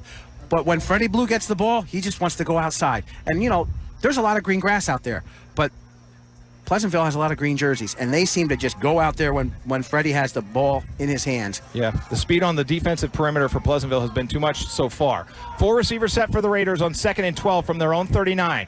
Out of the shotgun goes Hammock, and there's movement across the line, and it is Pleasantville that jumps. The 5-yard encroachment will be a big help for the Raider offense. Absolutely. They'll take it. A free 5 for the Raiders. Be 2nd down from their own 44-yard line. And again, as I look across the sideline, how's Ethan doing over there? McElroy, he looks like they're looking at his lower, either right or left leg. Maybe they're just administering some tape, but we'll have to see. Boy, that'd be a huge loss, both offensively and defensively, as he is a spearhead on both sides of the ball at the line of scrimmage. And one of the captains, Hammock on 2nd and 12, drops back. Now he rolls to his left. He's flush. He throws deep. He wants Noah Brown. He's knocked down. There will not be a flag. Are you kidding me? Wow. Wow, as Noah Brown was literally just knocked down, and he had the separation from the defensive back, and that's his opportunity. I got to tell you one thing. Logan Hammock can chuck the ball. That was a beautiful pass. Deep ball. So it'll bring up a 3rd down now for Port Jervis at their own 44-yard line. And again, now it looks like as I continue to try to grab eyeballs over there, it looks like Ethan McElroy, now he's sitting up straight, so hopefully get his helmet on and hopefully return to the game. 2 in the slot, 2 out wide, 1 in the backfield. Hammock out of the shotgun. Straight drop back. Steps up, throws, has a man, Freddie Blue, caught it, 1st down Raiders, inside the Pleasantville 40-yard line, down to the 36 of the Panthers, a huge pass play and a big 1st down, and Port Jervis is in Panther territory with 6:05 to go in a scoreless second quarter. Kevin, I know this is radio, but I want to say, could you see it? You could see the concentration on Freddie Blue in his mannerisms, in the way that he went after catching that ball. He made sure he brought that ball down, and he did more than ever. A huge 1st down for the Raiders. 20-yard pass play for Port. They're over the ball at the Pleasantville 36. They'll snap from the near side hash mark, and Hammock again will work out of the shotgun. Geffen Cawthon in the backfield, 4 receivers, with 2 out wide and 2 in the slot. Blue and Cruz are in the slot. Faggione is out wide to the near side, and it's going to be a keeper for Hammock. He gets inside the 35. He dives forward. He's brought down at the 30-yard line. 6 yards on the gain for Logan Hammock. Oh, I like a 2nd that. down coming. Kevin, I like that call because he hasn't really called his own other than that one play early in the game. So the defense almost forgets he's ever going to run the ball. That's a tough spot right there at the 32. He got a lot more than that. But for Hammock, a good call at that time. What are they going to give him? 4 on the carry, 2nd and 6 coming for Port, just outside. We'll call it the 32. It might be right between the 32 and 31. The individual yards aren't marked here. That's not something you see at every high school field. Harrison Halesworth checks out of the game for Pleasantville, and now the Raiders will send trips to the near side. Noah Brown, Rob Faggione, and in the slot, it's Freddie Blue. Out of the shotgun works Logan Hammock. Left to right go the Raiders. No score. Hammock fakes. Now he throws to the left. He's got a man, and it is off the hands of Richard Cruz. Little foot tangling going on down there. No flag, and I think that was a little bit of a push, but Cruz still could have caught it. Boy, Cruz had some great secondary speed. They're going to call false start against Port Jervis, though. Oh, they have a motion against Port Jervis. So that'll negate whatever that was anyways. That was nothing. They'll move it back to the Pleasantville 37-yard line, and it'll be 2nd and 11 instead for Port Jervis. So one of the unusual free plays for an offense. Free play. I didn't hear the whistle. No. It's odd. So things don't look good for Ethan McElroy as he is on the sidelines. I don't think his return's going to happen. His helmet is nowhere near him. So, but he doesn't look like he's in any distress or anything. So let's just hope whatever it is, it might be a small strain of a muscle.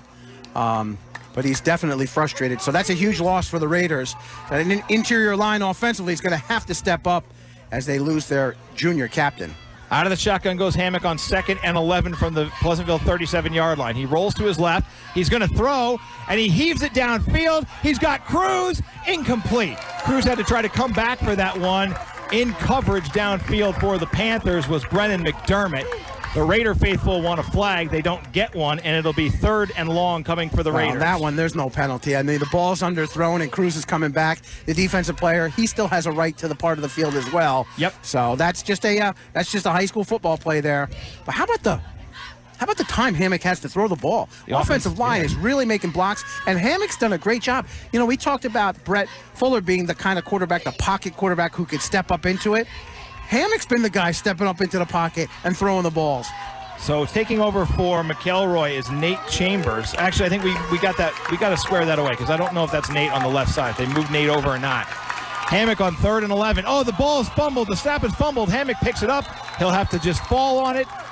And the Raiders will face a 4th down at the Pleasantville 38. This is kind of go-for-it territory with 4.5 to go before halftime. And now I think Port's going to punt the ball. He got to. Pin him back, yeah. You know, Hammock just kind of throws his hands up, and he was frustrated. Absolutely frustration. That was a big play for Port, and they were still playing with a lot of confidence. But for the Raiders, now out on the field would be Nico Rodriguez for another punt.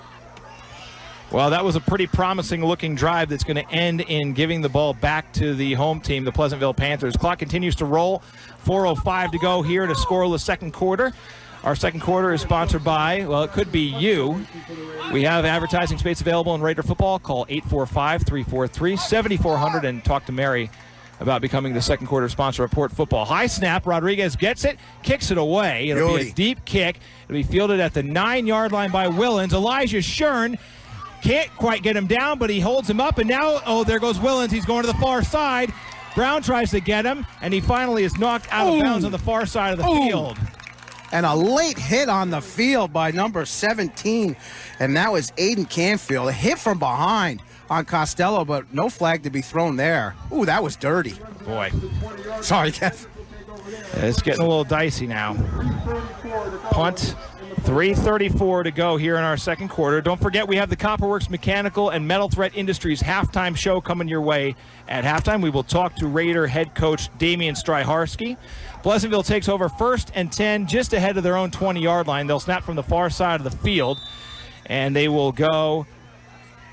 So, 52, 52. Let me try that one more time. 62, Tommy, is Nate Chambers. Absolutely. Taking over for Ethan on the offensive line. But Pleasantville has the ball, so now it's on the Raider defense.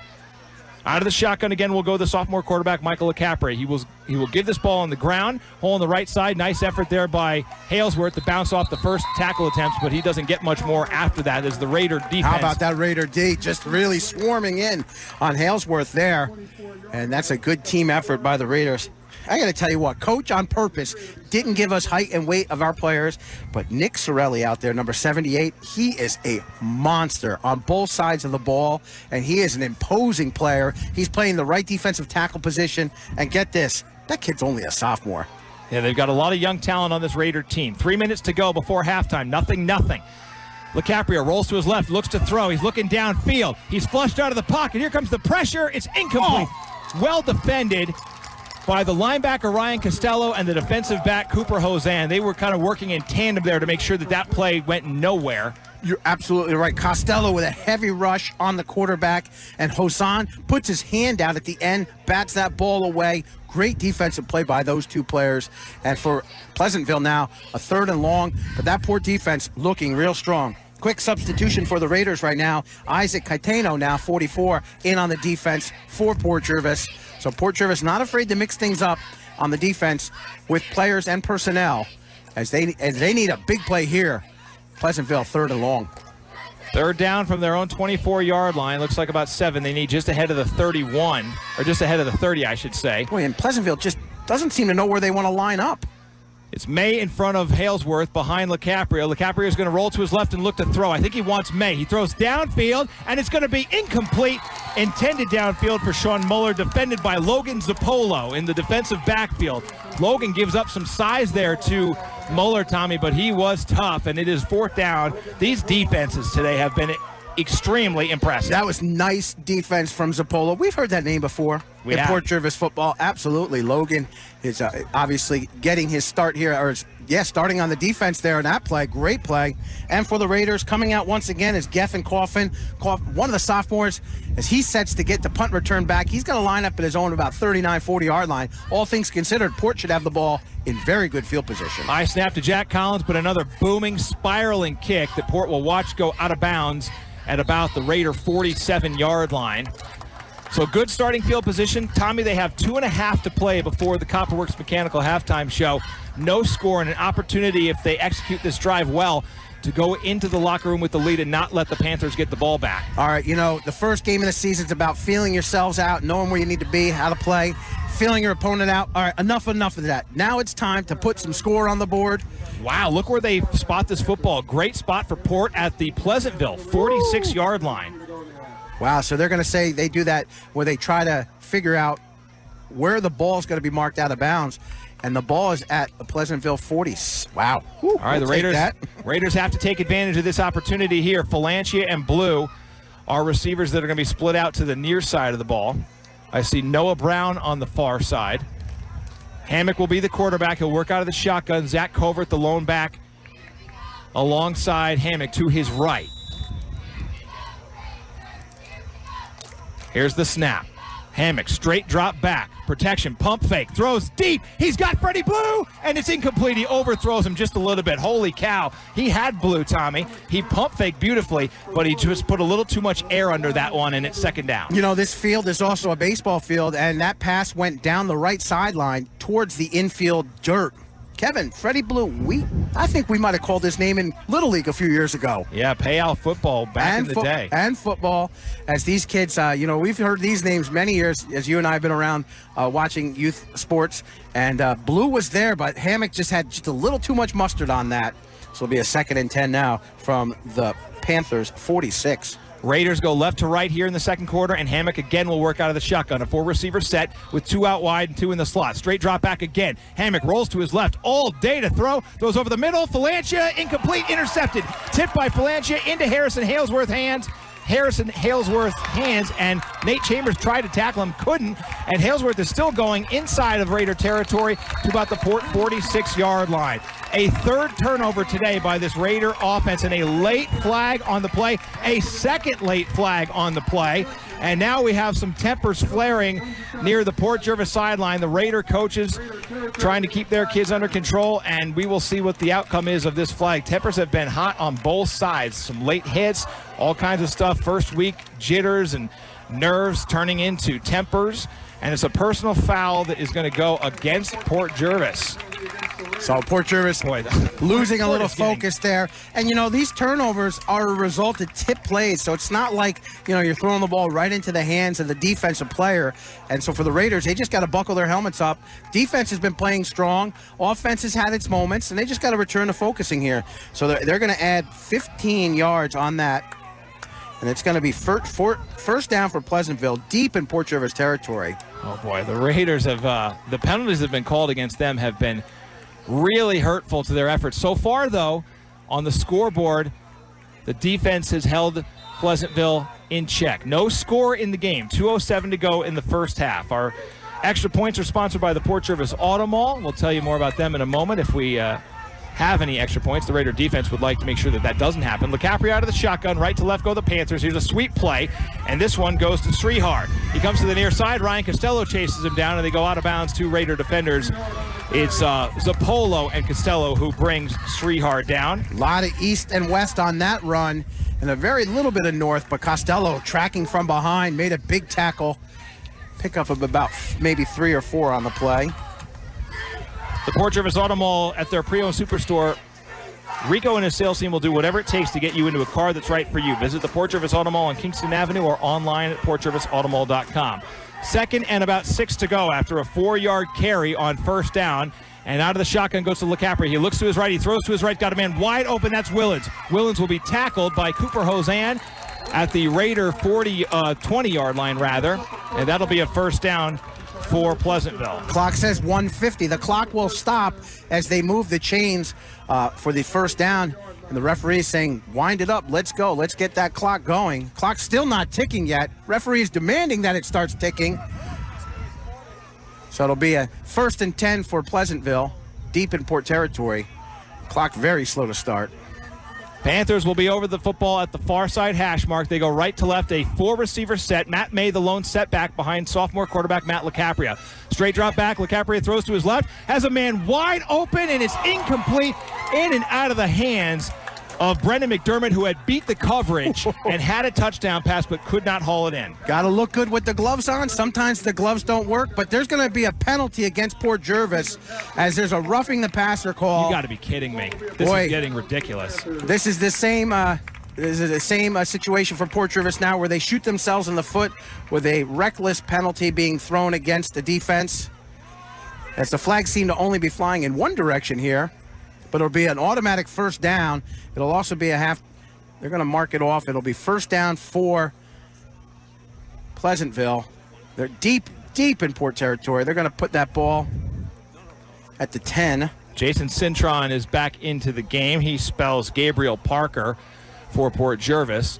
So they move the ball all the way to the Raider 10-yard line. It'll be technically a second down situation here. No, it's an automatic first down. Oh, thank you. First and goal from the 10. I thought it would be first, but they hadn't changed the down marker. Matt May gets the carry straight up the gut and into the end zone.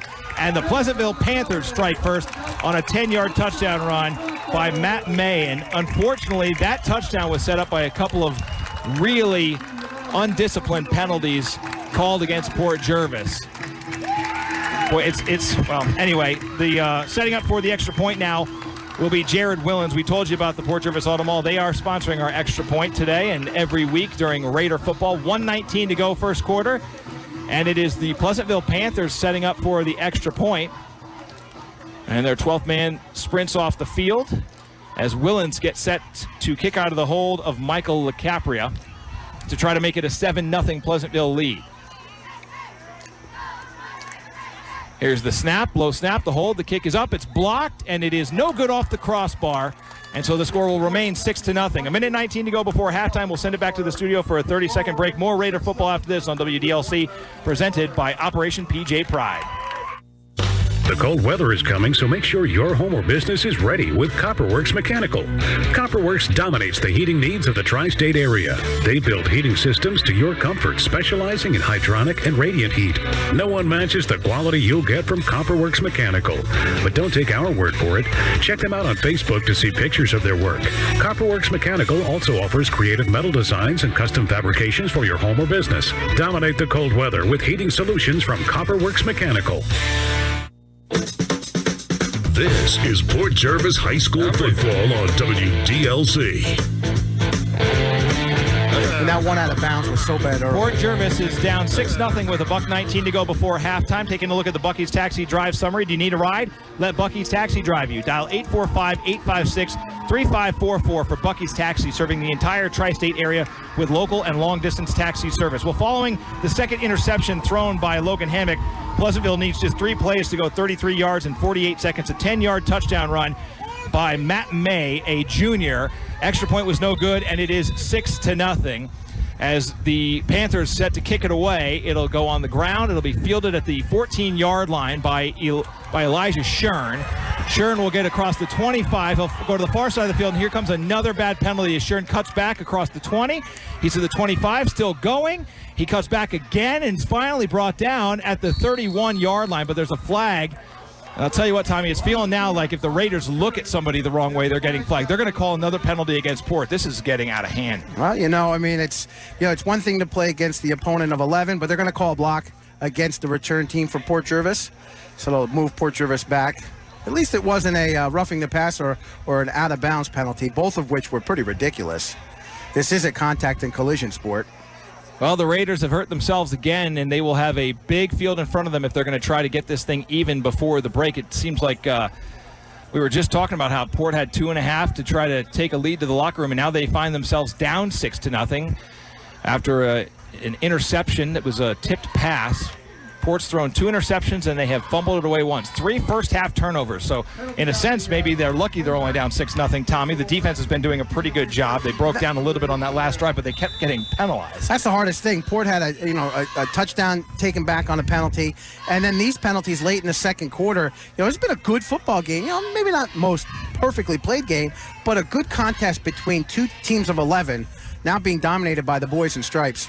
Hammock out of the shotgun. 1st and 10 from the Raider 15. He throws a deep ball to Faggione, who can't catch it. It's off of his right hand.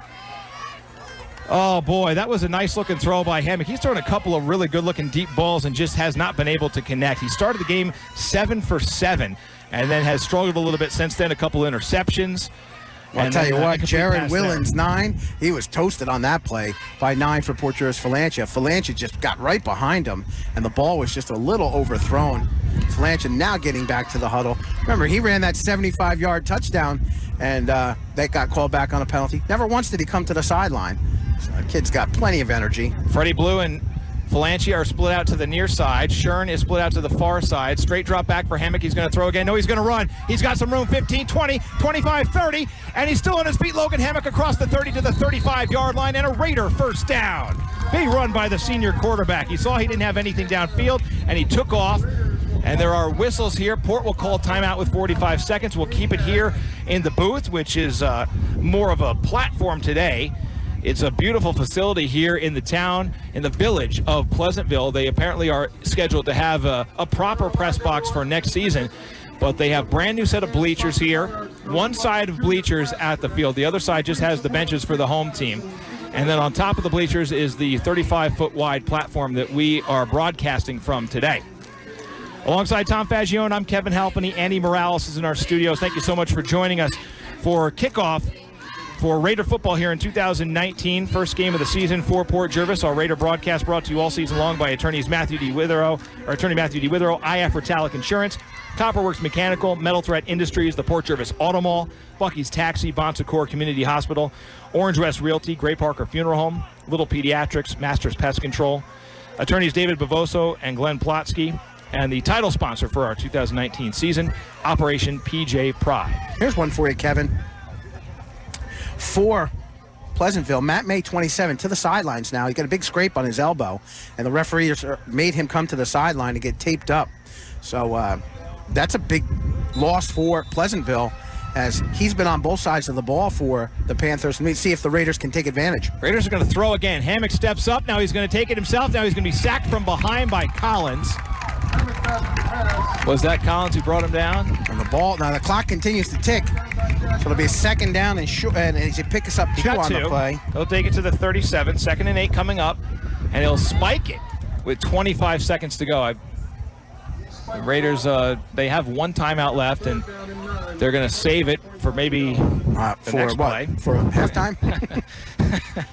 It is 3rd down and 8 for Port. They have the ball at their own 37-yard line. They're working left to right here in the second quarter, and they trail 6-0. A Matt May 10-yard touchdown run is the only score on the board so far this afternoon. That followed a Raider interception. 4 receivers set for Port. Hammock out of the shotgun, Covert the lone back to his right. He will take the snap, and he'll drop straight back. Good protection. He steps up. He's going to throw. He's got Faggione, but it's underthrown. I think Logan might have been hit, but surprisingly, there was no flag thrown for roughing the passer that time. So it'll be a 4th down for the Raiders with 20 seconds to go. Port Jervis is going to have to punt here with 20 seconds left. I think if you're Port Jervis, I think you either go for it or you're going to fake the punt, but I don't think you punt the ball here at all, Kevin. 20 seconds to go before halftime. Checking out of the game for the Panthers, Blair Mahody and Aiden Canfield. 1 man back deep, and that's Sean Muller for the Panther return team on this punt formation. Nico Rodriguez is out there to kick it away for the Raiders. 6-0 Pleasantville. 20 seconds to go before halftime. Season opener for both teams. And whistles will stop this play before it starts, and the Panthers want to take a timeout. So we'll keep it here. Coming up on the Copperworks Mechanical halftime show, The new Raider head coach, Damian Stryharski, will join us, give us some of his time to talk a little bit about where he came from, the journey he took to become the Port Jervis varsity football coach. He's been on the staff for a number of years, and he has taken over for Matt Palanis, and we want to wish the Palanis family well. They moved down to Florida, right into the heart of the hurricane territory down there. I guarantee you, I know for sure.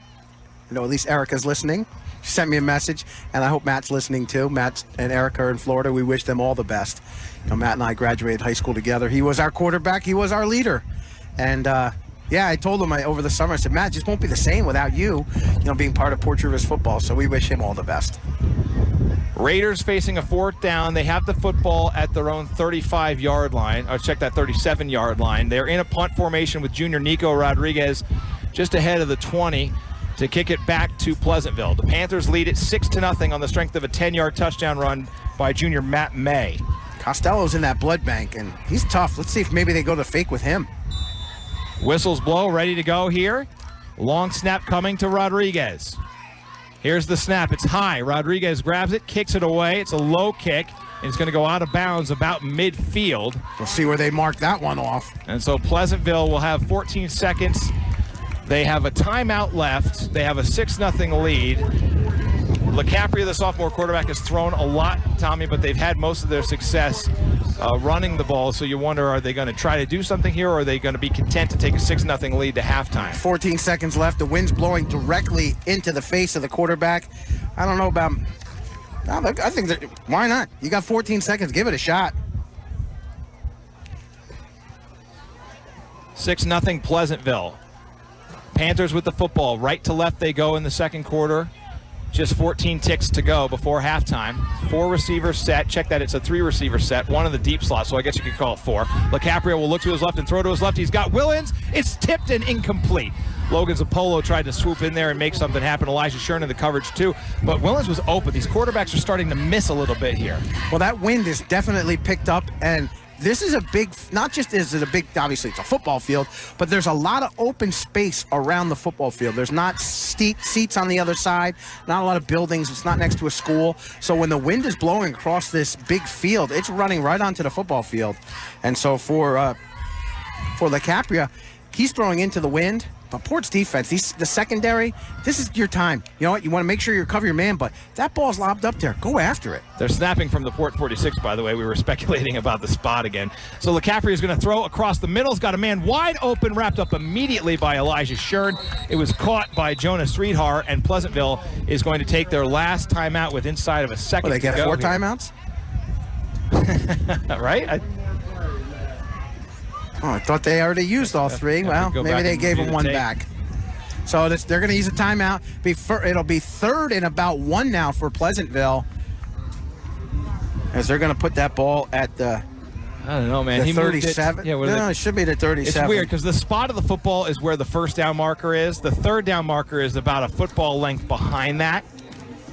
Officials conferring now maybe to square that away. Officially, it should be marked at the 37-yard line. The only thing you got to do here, Tommy, is make sure nobody gets behind you. I'm assuming they're going to chuck it up, they're not going to try to inch it up to get that first down for sure.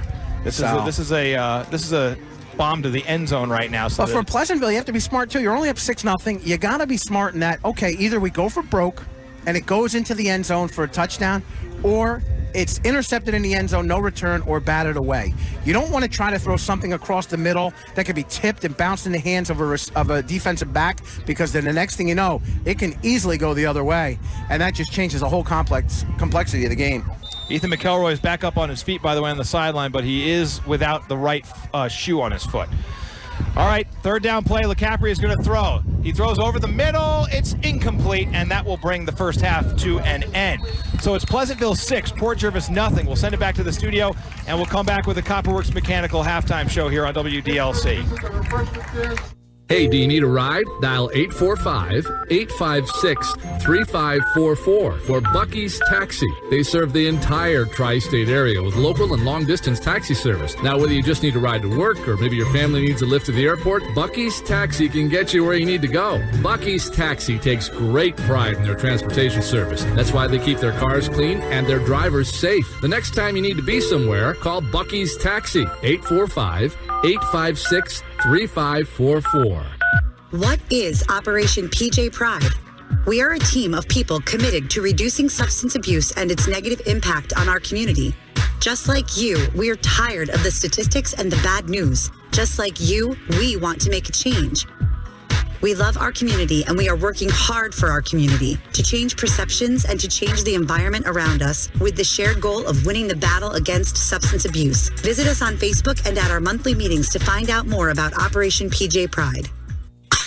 Let's face it, the warm weather may scare away the snow, but it doesn't always work on a cold. Port Jervis native Dr. Sarah Little of Little Pediatrics will help your child get back outside playing in no time. Parents need a pediatrician they know and trust. Dr. Little was nominated Hudson Valley's 2018 Favorite Doctor of the Year. Little Pediatrics, open Monday through Friday, Saturdays until 1. Call 845-672-3995. Little Pediatrics, 11 Orchard Street, Port Jervis.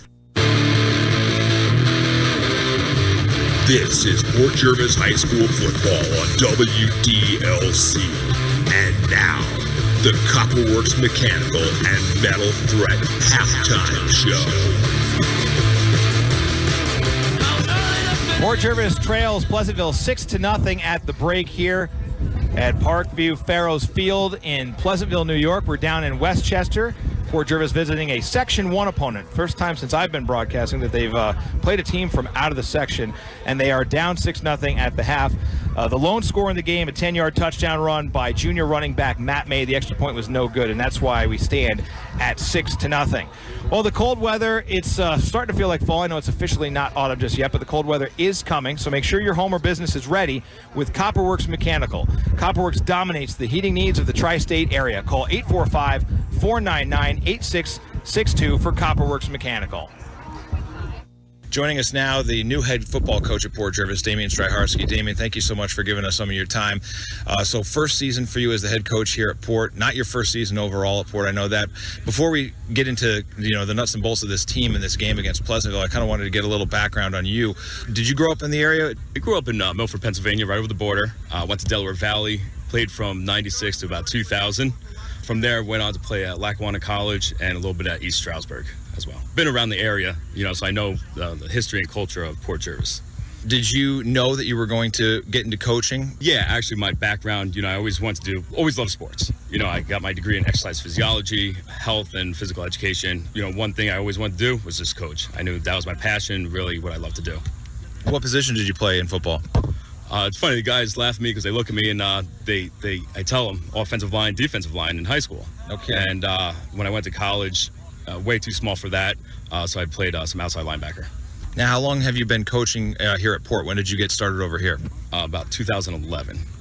How did you get involved in that? I just came in, and at the time, Coach Blanis was here as the head coach, came in subbing for a few years, and we were talking. He knew I was a football guy, and so was he, and he asked if I could just come on and volunteer, which I did for a number of years. Then I got into the modified position. From there, moved up to JV, and then eventually as head coach. What would you say the mix is of guys who were here under Coach Blanis and new coaches to your staff? I would say it's about 50-50. Some of the new guys I brought on just can bring something new, and I think that's kind of what Port Jervis needed, was something just new and a change, and I think the community sees that, and now they're behind us. Could you talk about some of those new coaches? Like I said, I got Coach Stellato as an offensive guy. He's running the whole offense. His brother, John Stellato, he's working with the defensive line, and he really has a grasp on that. And those guys, he's like a master at that spot there. They brought on Jerry Stellato as well, father, great quarterback coach, very detailed, very technical with the guys. Frank Theodore, local guy, he's doing a fantastic job with the D-backs, a little bit wide receivers. And in part-time, we have Jack Pizzicatelli. I know he went back to school, but he's been here all summer. Fantastic job with the receivers, really making them work, giving them very technical things to do out in the field, and it's showing.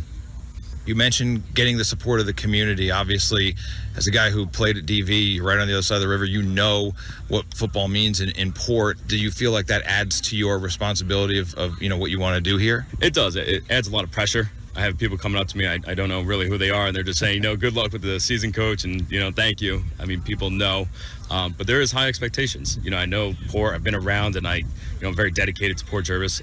They are a strong community. I do all the volunteer work around the area, so I see what they're about, and I love it, and that's why I want to be here and coach here. We're talking to Coach Damian Stryharski here, first-year head coach at Port Jervis. We mentioned before you spent a number of years on the staff working with Coach Planis. Anything in particular about your time working with him that you're taking into this new role? Yeah, Coach Planis and I are great friends. I texted him last night to see how he was doing down there in Florida with the hurricane and everything. We keep touch, and he said whatever I need, I could just give him a call at any time. He kind of taught me a lot along the way. I mean, we sat in the same office for the last 5 years, so he did kind of mentor me in a way. He's still there if I need him. If I can, I give him a call or text. Tell me a little bit about what you expect this team to look like on the field. What are you guys planning to do offensively this year that might be different? We have tremendous ability, both run game and pass game. We have 2 quarterbacks going at it right now, Logan and Brett. We have probably 6 running backs we can use, very versatile. We have some down the hill runners, and we have some outside agility guys. Then we can also pass it around. We have Rob Falancia with great hands, Marcus Best, he has some great speed. Elijah, Nico, all these guys are just great athletes, and we really have the ability to go inside or outside. So for any other team, it's going to be hard for them to play us. You mentioned you're a defensive kind of a coach. Should we expect to see anything differently defensively this year? Defense, you can't really change too much. Slightly different look just to throw some people off, but we have that same group of guys coming back. We've been young for a couple of years. Now these guys have been together. You're going to see that high aggressive type play. Did the team set any goals for themselves, or did you guys as coaches set any goals for them for this year? First day, I had made a sheet for them, and basically they had to write 3 goals for themselves, individual goals, and then 3 team goals. If they wanted to show me, that's great, but I said it's going to go in your locker, so every day you open it, that's what you're going to do. Let's talk a little bit about the first game of the season. You guys are going out of the section to play a team in Westchester County, Pleasantville. So it's an unfamiliar opponent. 2 years ago, they're the state B champs. It's an interesting way to kind of test your team and see where you're at. Can you tell me a little bit about what you've seen from Pleasantville on tape and what you expect that game maybe to look like?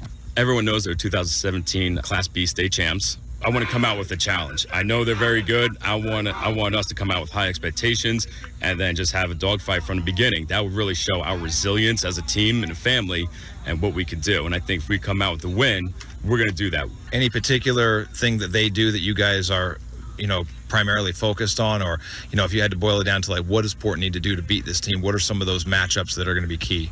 I think the line. They have a very aggressive line where they're going to come out and try to block, and they have a decent run game. We're just going to have to play physical, right there in the trenches and get it done there. And I think our outside perimeter, we're gonna be okay.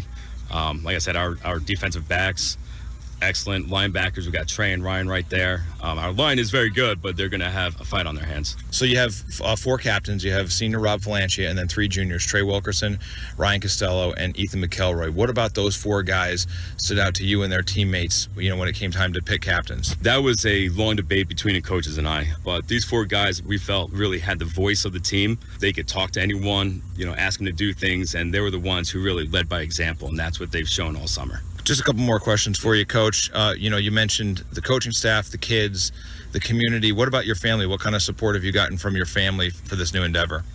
Amazing. My wife, Sandra, she backed me up from the beginning. At first, it wasn't even a thought, when Coach Planis resigned, and we just took about a week to talk about it, and she said, football is your passion. Now's the time to do it if you're going to do it. So that really kind of sparked me and gave me the green light. It's a few months ago that the announcement was made. Now we're, approaching the eve of the first game of the season. What are some of the thoughts going through your head as we get ready to start this thing? Oh, man, I'm excited. I see what these guys have been out here doing all summer, all preseason. They didn't really show what they were capable during the scrimmage. They kind of came out a little flat, a little timid. That's a good sign to get that out of the way. Now we're just going to move on from there. But it has been kind of nerve-wracking, a little bit. Of course, first time you have high expectations. A little nervous, but at the same time, more excited. Coach, thank you so much for your time. Good luck this season. We look forward to talking to you the rest of the year. Thank you. That was head coach Damian Stryharski. joining us in the halftime conversation on the Copperworks Mechanical and Metal Threat Industries halftime show. It's 6-0 Pleasantville leading Port Jervis at the break down here in Westchester County. We'll send it back to the studio for a quick commercial break. Come back and bring you a Withrow Law out-of-town scoreboard on Country 107.7 at 1490 WDLC. It's all presented by Operation PJ Pride. As the focus on concussions in the sports world is growing, a need is present in the community served by Bon Secours Community Hospital for appropriate concussion education, prevention, diagnosis, and management. Bon Secours Community Hospital answers the call with the most advanced concussion management program and diagnostic software in the area. Visit myconcussion.com for more information on concussions or to make an appointment with the concussion specialist at Bon Secours. Play it safe and visit myconcussion.com. The Law Office of Matthew D. Withrow is a proud sponsor of Port Jervis Sports on WDLC. After 9 years as an assistant district attorney, Matt Withrow opened his hometown office in the historic Masonic Building on Sussex Street in Port Jervis. He can help you navigate legal matters, including real estate transactions, personal injury, wills, traffic matters, and foreclosure assistance. Call for a free consultation, 856-5900 for the Law Office of Matthew D. Withrow. Online at port-jervis-law.com. Selling your home? Go west. Orange West. If you're serious, you wanna get it done. We're selling your home with #1. Orange West. We do it faster at Orange West. It's the formula for your success. It's dedication in what we do. It's people working hard for you. If you're serious about selling your home, go west. Orange West. Orange West. It's been 17 years since Orange West Realty was founded in Port Jervis. During that time, we've championed the cause of our town's renaissance. The rebirth of our hometown makes all of us proud. While Orange West now serves 4 counties, we know that our success was only achieved through the support and referrals of our hometown clients. And we cherish that bond. Orange West believes in our area. Thank you for believing in Orange West Realty. Orange West. Orange West.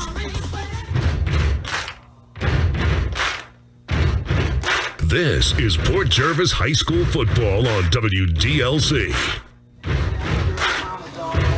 And this is the Metal Threat Industries and Copperworks Mechanical halftime show. If you need a gift, but you just don't know what to get them, forget the gift card, the ties, the flowers. Dominate the gift-giving game with a metal sign from Metal Threat Industries. You'll blow them away with a one-of-kind, personalized keepsake that only Metal Threat Industries can provide. They're cut to order and painstakingly designed. The signs made by Metal Threat Industries are made to last forever. They're powder-coated, so they won't fade, they won't chip, they won't rust. You want to dominate the gift-giving game? Get a metal sign from Metal Threat Industries. You have to go to their Facebook page and see all their amazing work. It's halftime here at Pleasantville. Port Jervis trails the host Pleasantville Panthers 6-0. Teams are making their way, or I should say the home team. No, they're both making their way onto the field. Let's take a quick look at the Withrow Law out-of-town scoreboard, what we've seen so far. There's a couple games in Section 9. Football today, we've only had 2 score updates. Newburgh is at Elmira in Section 4 this afternoon. They trail 8-0 at the half. Kingston visiting Monticello in a non-league game, and it's all Tigers, 20-0 at the half. FDR visiting Saugerties. Red Hook is at Burke Catholic. Rondot Valley at Liberty, and Chester at Valhalla. Tonight at 7, Goshen will start their new season in their new stadium at the high school with a 7 o'clock kickoff against Highland. 8-man football today, Onteora at Roscoe and Tri-Valley at Dover. We have one update from our Port Jervis Little League fall ball. Our minors softball team home today against the town of Wallkill. They trail 5-1 in the top of the 3rd in that game. All the other teams are in action. A 1 o'clock start for the majors baseball team, the black team at Goshen. 2 o'clock start for the 50-70 baseball team at Pine Bush, and the minors baseball team home against Goshen. 4 o'clock starts for the major softball teams. The red team is at Goshen, black team is home against Washingtonville. And we were talking before about the Army-Michigan game. That game, Tommy, tied at 14 last we saw, right? You got that right. Port Jervis here, down 6-0 at half. Our Army Black Knights tied 14 at the Big House in Michigan. Come on, Army. We'll send it back to the studio for one last commercial break. Come back and bring you the Bavoso and Plotsky keys to the second half. You're listening to Raider Football on Country 107.7 and 1490 WDLC, presented by Operation PJ Pride. The cold weather is coming, so make sure your home or business is ready with Copperworks Mechanical. Copperworks dominates the heating needs of the tri-state area. They build heating systems to your comfort, specializing in hydronic and radiant heat. No one matches the quality you'll get from Copperworks Mechanical. But don't take our word for it. Check them out on Facebook to see pictures of their work. Copperworks Mechanical also offers creative metal designs and custom fabrications for your home or business. Dominate the cold weather with heating solutions from Copperworks Mechanical. Hi, this is David Bavoso from Bavoso and Plasky, your local neighborhood law firm. And we wanted to remind you that Bavoso and Plasky services all of our community's legal needs, ranging from family and criminal matters to real estate and estate planning and probate services. So if you should ever need anything, please call either myself or Glenn Plasky at 845-856-4444. Have a great day. Planning a service is a difficult time. Gray Parker Funeral Home will help make this difficult time a special one with a range of services to help fit your needs and every opportunity to make the moment one to remember. Gray Parker Funeral Home is a family-owned and operated business serving our community since 1924, located at 100 East Main Street, Port Jervis. For more information, go to grayparkerfuneralhome.com or call 845-856-5191. The Port Jervis Auto Mall is home to Chrysler, Dodge, Jeep, and Ram trucks. Their pre-owned superstore is loaded with hundreds of great cars for you to choose from, as low as $5,900. Credit is never an issue. If you need a car, Rico and his sales team will do whatever it takes to get you into a car that's right for you. Get to the pre-owned superstore at the Port Jervis Auto Mall now on Kingston Avenue and online at portjervisautomall.com. This is Port Jervis High School football on WDLC. And now, the Copperworks Mechanical and Metal Threat halftime show. Wrapping things up here at the half, Port trails Pleasantville 6-0. Time now to look at the Bavoso and Plasky keys to the second half. Bavoso and Plasky, your local neighborhood law firm, want to remind you that they service all of their community's legal needs. So if you should ever need anything, please call David Bavoso or Glenn Plasky at 845-856-4444. They say go Raiders. And Tommy, before we get to the stats, what are your keys to the second half for Port? Well, for Port Jervis, it's simple. They got to score. You know, the defense has been strong today, but offense, they've had some flashes, but they haven't had anything consistent. The running game's been almost non-existent. So Port Jervis really got to put some things together, got to score. Number two, defense has got to continue to play like they did in the first half, really strong. And the last one, it's the bugaboo. It's the one that always gets me. Got to keep those yellow hankies in the pockets of the referees. Offensively for Port Jervis, Logan Hammock 11 of 16 in the first half for 84 yards and 2 picks. He hit 5 different receivers. Faggione, 4 catches for 21 yards. Freddie Blue, 2 catches for 26 yards. Zach Covert and Noah Brown each had a pair of catches. Covert for 14, Brown for 11, and Richard Cruz had a 12-yard reception. Hammock leads the rushing attack as well, 5 carries for 30 yards. 130 yards of offense, Tommy, total. You know, Pleasantville only has 69, but the Raiders find themselves down 6-0, and on to kick it away is Jared Willems. That'll end our Copperworks Mechanical and Metal Thread Industries halftime show, and the third quarter is underway with Willems' kick. Left to right, I should say. It'll be fielded at about the 14-yard line by Geffen Cawthon across the 20-25. He skips to the near sideline, back to the middle, 30, and brought down to the 32-yard line, and that's where Port Jervis will start. And this is why you kick when you win the opening toss, Tommy. You want the ball first out of the locker room. Yeah. Port Jervis won the coin toss to start the game. They opted to defer in the first half. They want the ball to start the second half, and Geffen does a great job with a nice, smart return. Nice moves, tried to make something big happen, knew it wasn't going to be super big, put his shoulder down, got some positive yards, gives Port Jervis a first down here at their own 33-yard line, and that's a good field position to start on the opening kickoff of the second half. No doubt about it. Raiders down 6-0. They work right to left in our third quarter.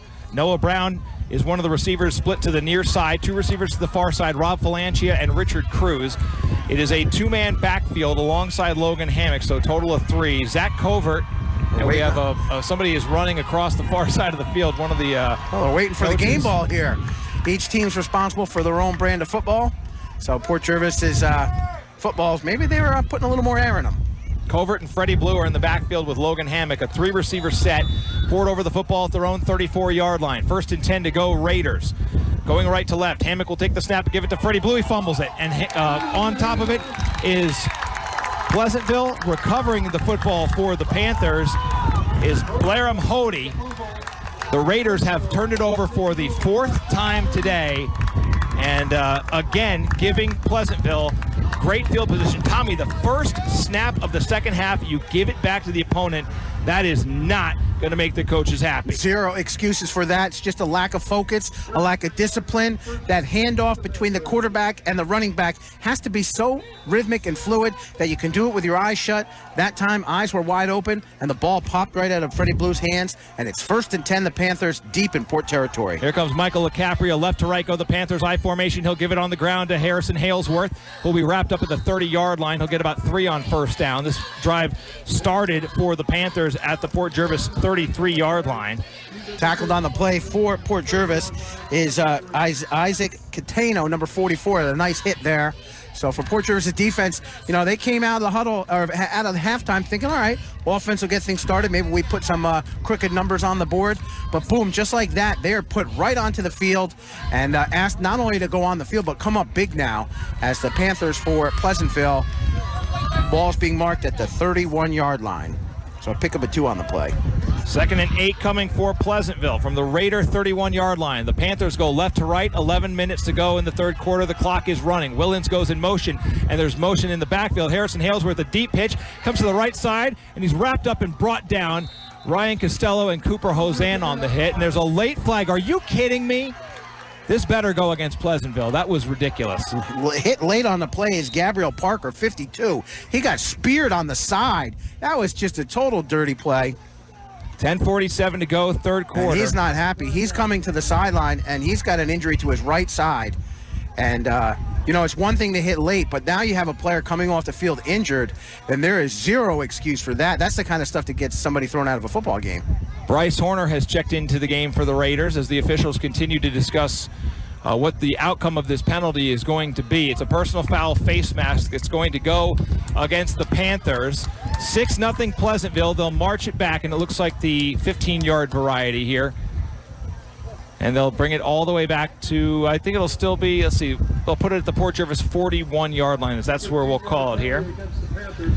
Tommy, I'm looking back at the stat sheet, and I think I have the last 5 Pleasantville drives, or 5 of the last 6, starting inside of Raider territory. Port has got to stop giving Pleasantville the ball on their side of the field. But they're only down 6-0, and the defense has been stout for the most part today. Absolute defense right now, strong situation. Penalty against Pleasantville. They might be a little shaky. Defense has got to really come up big. Play action pass. Rolling to his left is LaCapri. He throws across his body to a wide open Willens, who's got the first down and more. Huge block brings him inside the 20-yard line.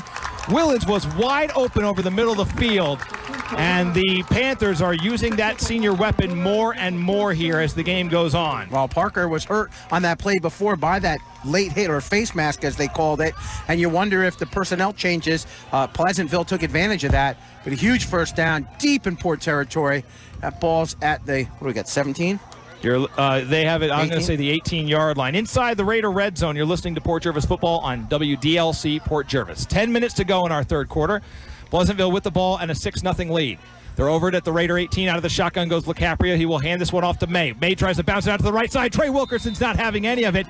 The junior linebacker and captain brings him down. Bryce Horner helps at the end of that play. It's a loss on the play and a 2nd and long coming. On the sidelines for Port Jervis, he's not on the defense right now, but Ethan McElroy is holding his helmet, and the word is that he'll make his return for Coach Struharski. I think he's taking that into consideration and saying, well, do we need him on defense or do we need him more on offense? And we'll wait to see how that shakes out. Coming to the sidelines for Pleasantville is May, the running back. He seems a bit ginger as well. He's holding his right leg. This has been a very physical football game to open the 2019 season here on this beautiful September Saturday. Out of the shotgun goes LaCapria, single back set, and then actually it's a 2-back set with one beside him. It's a deep pitch to Halesworth. Good blocking in front of him. He cuts it back to the middle. He's still on his feet inside the 15-yard line before he's finally brought down by a bevy of Raider defenders there. So he's going to get about 7 yards on that play. A big third down now. Port defense going to have to come up super big here. Substitution on the field right now as Jamie Hong, 71, to the sidelines for the Raiders. Catano, 44, back in on that defensive front 4. And ball's marked at the 16-yard line. I just got a text from attorney Matthew D. Witherow, one of our sponsors. He's listening. Port on the radio, Army on TV, Majors softball, fall ball at 4 o'clock, PSU, Penn State, of course, at 7:30. Great fall Saturday, says Mr. Witherow. LeCapri is going to throw. He's got Willens, but he overthrew him on the near side. And so it will be a 4th down now for Pleasantville. Error on the play, Kevin, as that ball is incomplete in the infield dirt here of this multi-purpose facility, as Pleasantville now with a 4th down deep in Port territory, and this is go-for-it territory if you're Pleasantville. You know, that big turnover to start the second half. But here's something. Pleasantville breaks the huddle, and these guys kill me. They just don't seem to be focused and knowing exactly what they want to do. Oh, they're going to go for the field goal, Tommy. That's why. Well, it's going to be about a 32-yard attempt. They have, or maybe we'll call it 33 yards. Wow. Willens is going to try it from the 33. He's on the far side hash mark. He'll kick out of the hold of LeCapria. Here's the snap, the hold. The kick is up, and it is no good, as it will be well short. And with 8:21 to go, the Raiders will get the football back here in the third quarter, trailing just 6-0. And again, Kevin, avoiding giving up points with Pleasantville starting with the football in Raider territory. I don't know. I mean, listen, if you have a premier kicker and the guy can kick field goals, I say you give it a shot. But, you know, Port Jervis gives you a gift and a turnover, and you got a 4th down deep in their territory. You gotta smash that ball downfield, get it in. And they're having so much success now throwing across the middle to Willens. He has a size advantage. They're connecting. I mean, not every time. Again, sophomore quarterback LeCapria for Pleasantville. He hasn't been perfect, but he has not been bad either. I tell you what, he hasn't man, turned the ball over. I'm not kicking that ball. No way. I'm going for it there on 4th down. And look what happened. Port gets the ball back. Hammock back in the backfield. At their own 20-yard line, going right to left, the Raiders will snap it. 2-man backfield. It's going to be a handoff to Freddie Blue. He's going to sweep right. He's got some room. 25. Blue to the 30. And Blue is brought down just shy of the 30-yard line. So I think he'll get 9 on this carry. And look who is in front, the pulling guard leading the way. And that's the captain for Port Jervis, Ethan McElroy. He's back out there, getting back into the huddle, a little bit gingerly, but he's back on the field, and he was leading the charge. And that's a big 1st down for the Raiders. And they give Freddie Blue 10 yards on the carry to the 30 and a fresh set for Port Jervis. Inside of 8 minutes to play in our third quarter. Sponsored by, go ahead. Talk about some leg injuries. I got to give a shout out in a minute to my good friend Mark. He's back home. He had knee surgery yesterday, and I know he's listening back home. Go Port, right, Mark? 1st down for the Raiders. Again, sidecar on each side of Logan Hammock. The senior quarterback going to hand this one off to Zach Covert, who's going to be brought down in the backfield.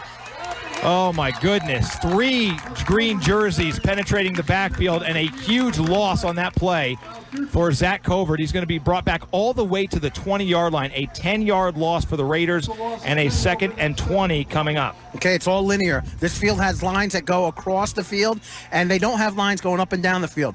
Maybe they need lines to go up and down the field. That's the way Port Jervis needs to move the ball. You got to move the ball up the field. Trying to get outside all the time, you know, the defense is going to string it out, and it's not going to happen.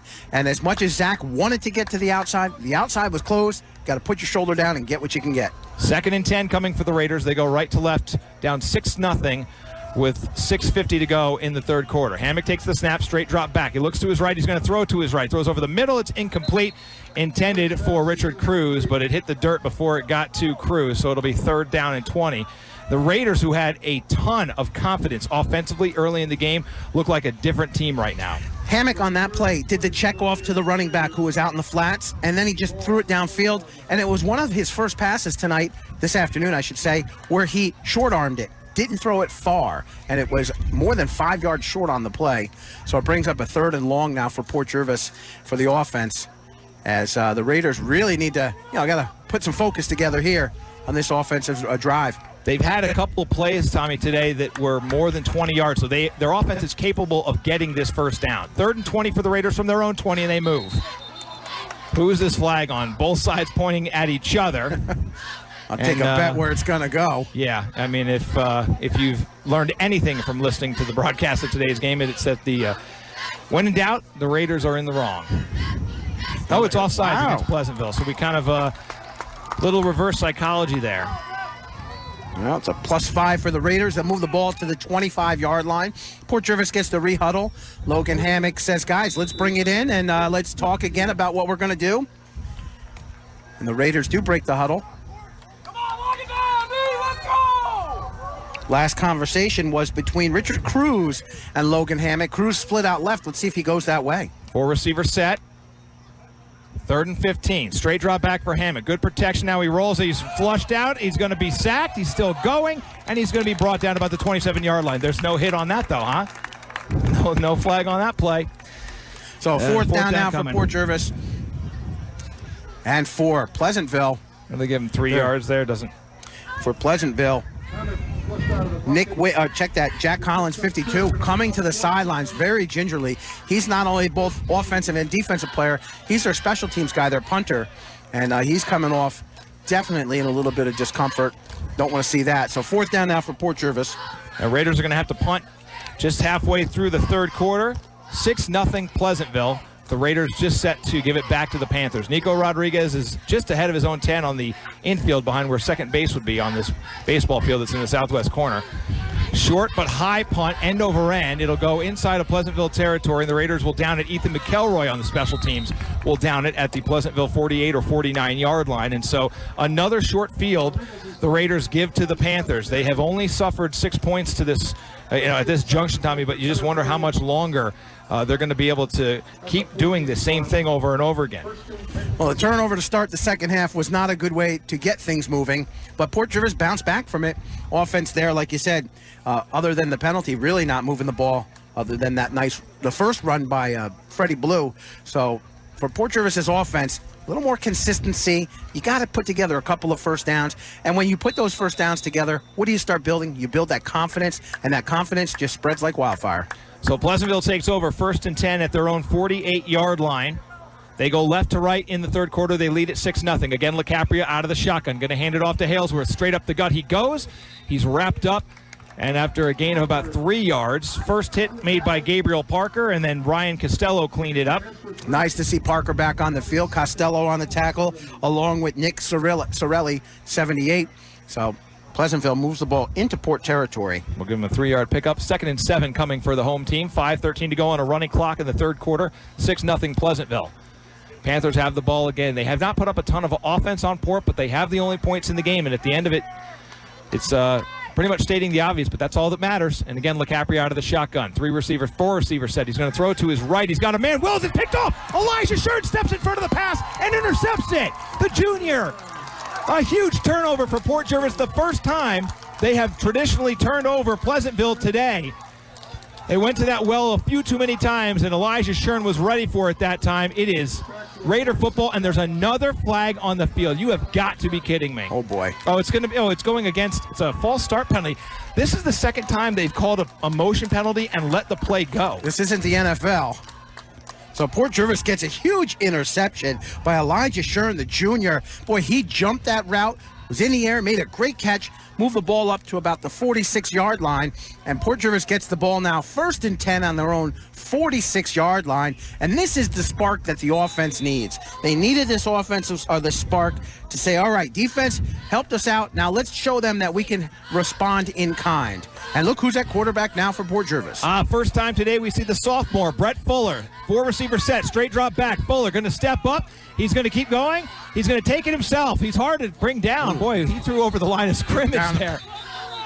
Well, we knew the sophomore was going to make some mistakes in his first varsity action, and he was about 2 yards ahead of the line of scrimmage when he threw that ball. Well, that's going to come from experience, as Fuller in the quarterback was illegally downfield. He was past the line of scrimmage. There'll be a loss of down. There'll be a penalty and a loss of down on the play, I believe. So it'll be a 2nd down now for Port Jervis. Yeah, they started with the ball at their own 46-yard line. They'll march it back to the 41. Illegal play for passing over the line of scrimmage. So it should be 2nd down for Port Jervis at their own 41-yard line. But the sophomore gets a chance as an out-of-town scoreboard coming in. Army and Michigan going to overtime, 14-14. With our out-of-town scoreboard, we've also got a fall ball final. Port Jervis is one of their majors baseball team, lost 10-5 to Goshen today.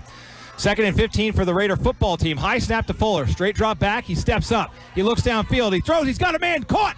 That's Richard Cruz near the 50-yard line. He's brought down at about the 46. So it'll ultimately be almost back to the original line of scrimmage, but a nice job there by Fuller to step up into the pocket, move around, and make something happen. So they'll get the ball to the 47. Let's give them 6. Okay, we'll give him 6 to the 47. You got that right. So the sophomore's first varsity completion goes for 7 yards. Check that, 6 yards. 3rd down and 9 for the Raiders. And these receivers have got to learn. When the quarterback's stepping into the pocket, you got to keep running your route. You don't have to run back to the quarterback yet. Cruz and Brown to the near side. 4 receivers set. Straight drop out of the shotgun. Fuller. He throws over the middle as a man. Freddie Blue incomplete. In and out of Blue's hands, and it'll be a 4th down for the Raiders again. Their offense just cannot get it going today. Boy, Fuller is big back there, and he stands tall when he gets set to throw that ball. But 4th down now for the Raiders, and they'll be forced to punt, and out to punt will be the junior Nico Rodriguez once again. 3:50 to go in the Masters Pest Control 3rd quarter. Port Jervis trailing Pleasantville 6-0 to start the 2019 campaign. They're on the road again this coming Friday. They will play O'Neill, but the game is at the U.S. Military Academy's prep school in West Point, so that'll be an interesting experience for the boys.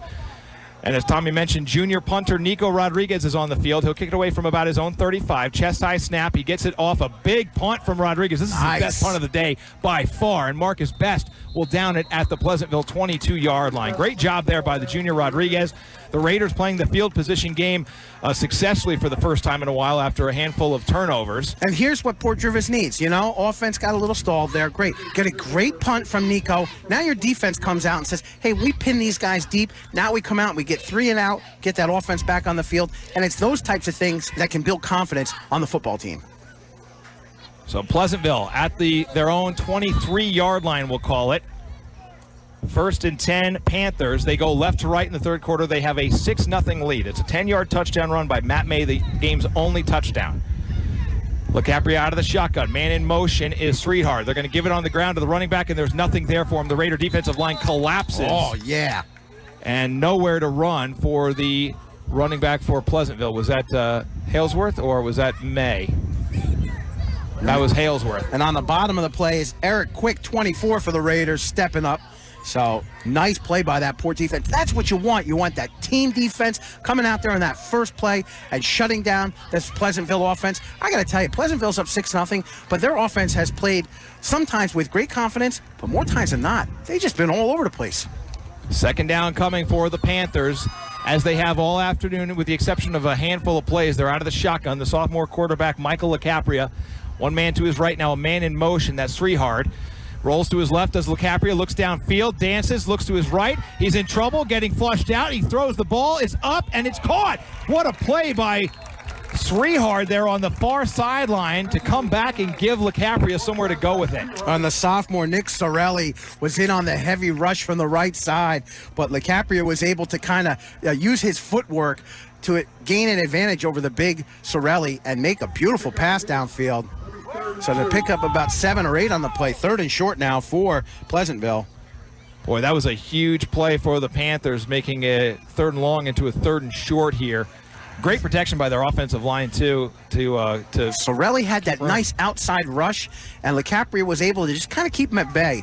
Those big guys, you know, once they get their motors running, they're going one direction only, and LeCapria knew that, and he was able to kind of swim around. But he's faced with a 3rd and short now, and they really have this offense spread out. 4 receivers set. They'll hand it off to Halesworth. He'll try to go straight up the gut. He will get the 1st down to the Pleasantville 35-yard line. Heck of a push up front. And that's one of the successes you can have when you spread your offense out. You force the defense to cover and spread out as well. And it was Halesworth right up the middle, and he got just enough for the 1st down. Inside of 2 minutes to play in the 3rd quarter. 6-0 Pleasantville. Panthers with the football going left to right, just ahead of their own 35-yard line. They'll snap it from the far side hash mark. Sophomore quarterback Michael LeCapria has been on the field quite a bit today. The Raiders have turned the ball over 4 times. Pleasantville has given it back once. And a 10-yard Matt May touchdown, the only score of the game so far. Harrison Halesworth, the lone back behind LeCapria. 4 receivers set with 2 to each side for the Panthers. Now they'll send Sreethard in motion. It's going to be a deep pitch to Halesworth. He's going to sweep it to the near side. No, it's not Halesworth. That was actually Lenny Balducci on the carry for the Panthers, and he's corralled after a short gain. It'll be 2nd down and long to go for the home team. So that was the speed sweep that they wanted to run way outside. Balducci says, yeah, I don't want to go all the way out there. So he tries to cut back inside and was able to squeeze out maybe 3 or 4. We go inside of a minute to play, 3rd quarter. Pleasantville 6, Port Jervis nothing. Panthers with the ball at their own 38-yard line. The sun has come back out here at Parkway Farrows Field in the village of Pleasantville. It was overcast for most of the game until now. Oh, that sun's right on our back now. Feels nice. That big offensive line in front of sophomore quarterback LaCapria doing a good job giving him protection against Swihart in motion. He'll get the carry. Swihart tries to sweep it to the left side. He's got some room. He's across the 40, and he's brought down to the 43-yard line. Should have enough for the first down. Let's see, where do they? Oh, no, they need to get it ahead of the 45, Tommy, so I think he's going to be a little bit shy. Those guys had no problem dropping the chains as they were running that ball to the far side. Get out of the way. They're going to give him the 44. 6-yard pickup. It's third and very short. Looks like a short 2. Yeah, defense now. Come on for Port. Got to step it up big. Trey Wilkerson looking to the sideline along with, and check that, number 42 in for the Raiders. That's Reyes Torres. So he's getting a shot in the inside linebacker position. Reyes is a junior, and his young brother George. He's, of course, a fan favorite of both you and me, Kevin. He's in the audience today. Here we go. Man in motion is Swihart, and there's whistles that will stop this play before it starts. A lot of whistle as it's the end of the quarter. All right, they were not able to get the play off in time, so that will do it for our third quarter. No points in the third quarter, so we'll take a 60-second break, and we'll come back for the fourth and final quarter. 6-0 Pleasantville leading Port Jervis. We're back in 60 seconds here on WDLC. Action presented to you today by Operation PJ Pride.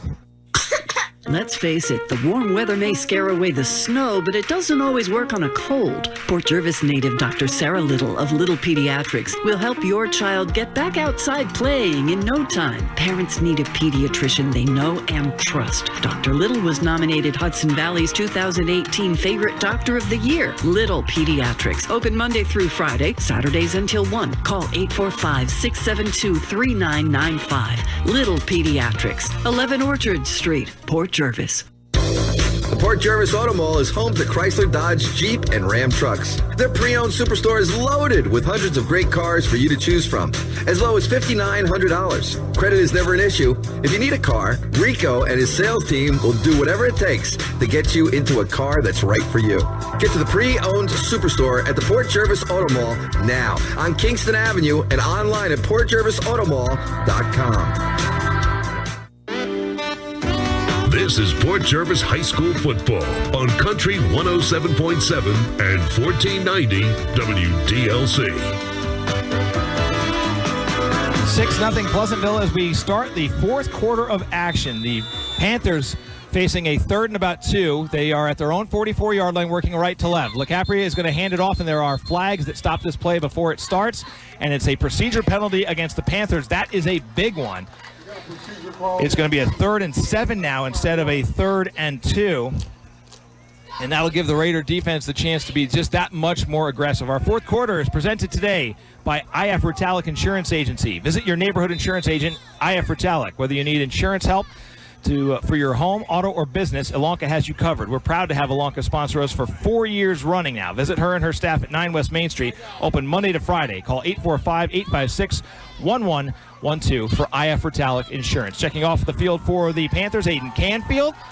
3rd down, 7 to go for the Panthers. Raider defense needs to stand up strong here. LaCapria out of the shotgun, 4 receiver set. 1 man in the backfield behind LaCapria. He'll take the snap. He'll drop straight back. He looks to his right. He rolls to his right. Chambers has him and brings him down. Oh, it's Gabriel Parker with the sack. And the senior comes up huge for the Raider defense on 3rd down. What a great effort by Parker for the Raiders. Just great determination. As we have a Raider slow to get up off the field right now. And that's Trey Wilkerson. He's down. Might have a leg cramp. You know, these guys, some of these guys never leave the field. And I think they're going to look at him for a leg cramp. They are. Yeah, he's... Tommy, I think that might be the first sack today. The Raiders have had some pressure, but that's the first time they were able to bring LaCapria down. The sophomore doing a good job eluding the pressure so far today. But that time, Parker wrapped him up and brought him down. Absolutely, and it's the first sack, I think, on both sides the whole game. What great effort by Parker to stay with it. You know, LaCapria is getting to the outside, and even if you have the same amount of speed as the quarterback, if he's going to the outside and you're a linebacker and you've been moving up the middle, trying to get in there, to turn it just a few degrees of angle to go after that guy, it may look like he's that close to you, but the separation grows, and you can't even get back to him. And on that time, Parker just stuck with it, and he just put on the turbo, and he got him. Great play. and it's a huge play. The Raiders defense needed that more than ever. Actually, the Raiders offense needed that more than the defense, but the defense obviously will take it. And so now the defense is huddling up as Wilkerson is being attended to, and it is a lower leg, it looks like a left leg cramp. They're just going to stretch that out. You know, it's the first week of the season. Kevin, you just mentioned the sun came out. As soon as the sun came out, it did get much warmer out here. And for those players out there with all the gear on, no chance for them to come to the sidelines. Opening week for the Raiders here in 2019. The rest of their schedule looks like this. They will play at O'Neill on Friday the 13th. That game is at the U.S. Military Academy Prep School in West Point. Then they play their home opener on Friday, September 20th at Gwinnett against Rondout Valley. They're home again on the 27th to play their Route 6 rivals, Minisink Valley. Then they have a Saturday road game on October 5th. That's at Red Hook, a drive that's almost as long as this Pleasantville trip up in Dutchess County. On the 11th, it's the Bell game, the 11th of October, Port Middletown at Gwinnett Field. That'll be a big one for the Raiders. Middletown looking to be vastly improved this year. They shut out Minisink last night, 34-0. Then on the 19th, Port will travel to play Liberty. That's a crossover game. And then they wrap up their season at home with a league game against the defending Section 9 Class B champion Marlboro Dukes. So here we go. Back in action, Trey Wilkerson up and off the field, and the Pleasantville Panthers on 4th down are set to punt it away, snapping from their own 37-yard line. And it again is Jack Collins, and he has to scoop this one off the ground. It's a short spiraling kick that's going to go out of bounds at the Raider 40-yard line. And remember, Collins, he came off the field earlier in the third quarter with a lower leg injury, and now he's back out punting the ball again. So that's an opportunity for Port Jervis. As you can see, Collins couldn't fully extend his leg out and give that ball the boot. Port's going to get the ball at their own 40-yard line. All right, so it will be first down for the Raiders, and I wanted to mention this before. We have in this game, Tommy, 2 sophomore quarterbacks and a senior quarterback who have played. I've been impressed by all 3 of them. They haven't necessarily been pinpoint accurate the whole game, but the pressure that they've been under and the ability to think on their feet has been pretty impressive. Brett Fuller, the sophomore for Port, Michael LaCapria, the sophomore for Pleasantville, and of course Logan Hammock, the senior starter for Port Jervis. Brett Fuller is the quarterback now for the Raiders as they go left to right here in the fourth quarter, down 6-0. Freddie Blue goes in motion, and their ball, the snap is lost, and they will turn it over again. That play should have never happened, though. Port was motioning before the snap and should have been flagged, but instead... And there is the flag on the sidelines right here. Yeah, they got to wave this one off. The Raiders should get this one back. Wow. That was a motion penalty. That ball shouldn't have been snapped. The Port fumbles the ball. It's an illegal shift, and that... See, now here's the situation. How can you decline that? That play should be blown... That's a dead play. This is the 3rd time today that they've had a motion penalty against an offense where they've allowed the play to develop. Once you have motion, what are you going to do? Wow, that is the 5th Port turnover. They are shooting themselves in the foot over and over again today. They're down 6-0, and they have just kept giving it back to the Panthers over and over again. And not only is that a bad play, but Port Jervis didn't even sell it. It just... you knew that Freddie Blue was in motion to get the ball from the snap. And it was terrible execution, but it should have never have gone this way. LaCapria will take the snap out of the shotgun. Play action, rolls to his right, throws to his right. It's incomplete. He way underthrows Matt May, the intended receiver. It'll be 2nd down coming now for the Panthers. What a wild game. And that was a very complex play right there. As the quarterback goes in motion, that was a back that did a fake dive to the back. He scraped the edge, went out into the flats. Kevin, that's too complicated in high school football. That's a guy that's watched maybe too much NFL or maybe played too much Madden on the Xbox. But it's X's and O's, it's blocks and tackles, and sometimes some of these plays outcoach the players on the field. No, they managed to pick up a yard based on where that football is spotted there. It's 2nd down coming for the Panthers. They work right to left, leading 6-0. 2 receivers set, 2 in the backfield, May and Halesworth. Now they will send Willens in motion, and it's going to be a deep pitch to Halesworth. He comes to the left side, and there's nothing there for him. He's upended by Elijah Sharon and Gage Amick, and it'll be 3rd down and long coming up for the Panthers. Boy, the Raider defense has done their job. Unfortunately, the offense just keeps giving it back to the Panthers. Kevin, you make a good point. The defense has done its job. No one single Raider has been more outstanding than the others. One play, it could be Parker. That time it was Shern. The other time it was Quick. All the Raiders defensive players, every opportunity they get a chance to make something big happen, they're out there making it happen. 10:35 to play, fourth quarter, 6-0 Pleasantville. Panthers with the football. They go right to left at the Raider 37-yard line, facing a 3rd and 10. Again, two-back set. LeCapri to throw. He's got a man. Willens, it's incomplete. It was on his hands. He should have caught it, and he didn't. And it will be a 4th down now for the Panthers. And Willens is shook up after that, after the contact, after the play. Nicky Dodo, 16, is coming out for Pleasantville. And check that. I'll give him a lot of credit. Jack Collins is still on the field. Collins struggled to the sidelines prior as he's stretching out his right knee. They're asking this kid to punt. He has punted his butt off today. He has been awesome. And they're going to try to pin Port back deep now. Collins, the kick. It's a high kick. It's a little short, but it's high. They're going to try to, it takes a huge Raider ball bounce, and then falling on it is Eric Quick. That was kind of a dangerous move. Oh, boy. What in the world? What in the world is Quick thinking? But that ball rolled so far back towards the line of scrimmage, I think he was afraid it might bounce again and hit him, so he just fell on it. But I tell you what, for Pleasantville, Jack Collins, this kid's a warrior, 52, number 52, with an apparent leg cramp, leg injury. He went out there and still booted that ball away.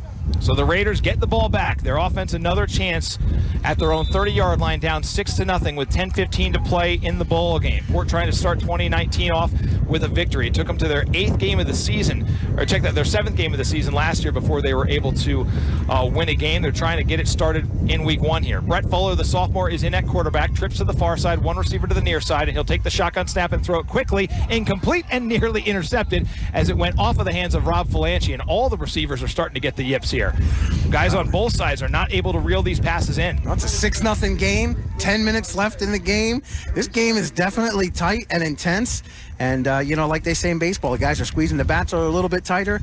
And I think these guys on the field right now are really feeling the crunch of this game. May not have been the most beautiful game played so far. It's definitely far from the ugliest game we've seen. But it's definitely been a tough struggle of a football game. Again, a 4-receiver set for the Raiders with 1 in the slot, 3 out wide, trips to the far side, 1 man in the backfield. Fuller's going to take it. He's going to roll to his right. He's going to dump it off to Nico Rodriguez, who gets hammered by Balducci at the 37-yard line. Short gain, but a positive gain for the Raiders. I like it. It's a 7-yard reception. It's smart. You can see the young quarterback. I mean, Fuller's out there. He's a big dude. He doesn't want to roll out. He doesn't want to be, he wants to stand in that pocket and chuck it. That time he had to step up in the pocket and then squeeze out a little bit.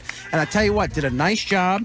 And Nico did smart thing. Stayed right in the flats, gave him the target to hit, and he hit him. Now Nico's lining up in the backfield with Fuller now. 3rd and 3. Fuller is going to throw quickly across the middle. Richard Cruz, and he can't catch it. Oh, my goodness. That was a 1st down and then some. And Cruz couldn't catch it, so it's 4th down for the Raiders. And he knows it. I give the kid a lot of credit. He knows it. He just tapped himself on the helmet. He said, my bad.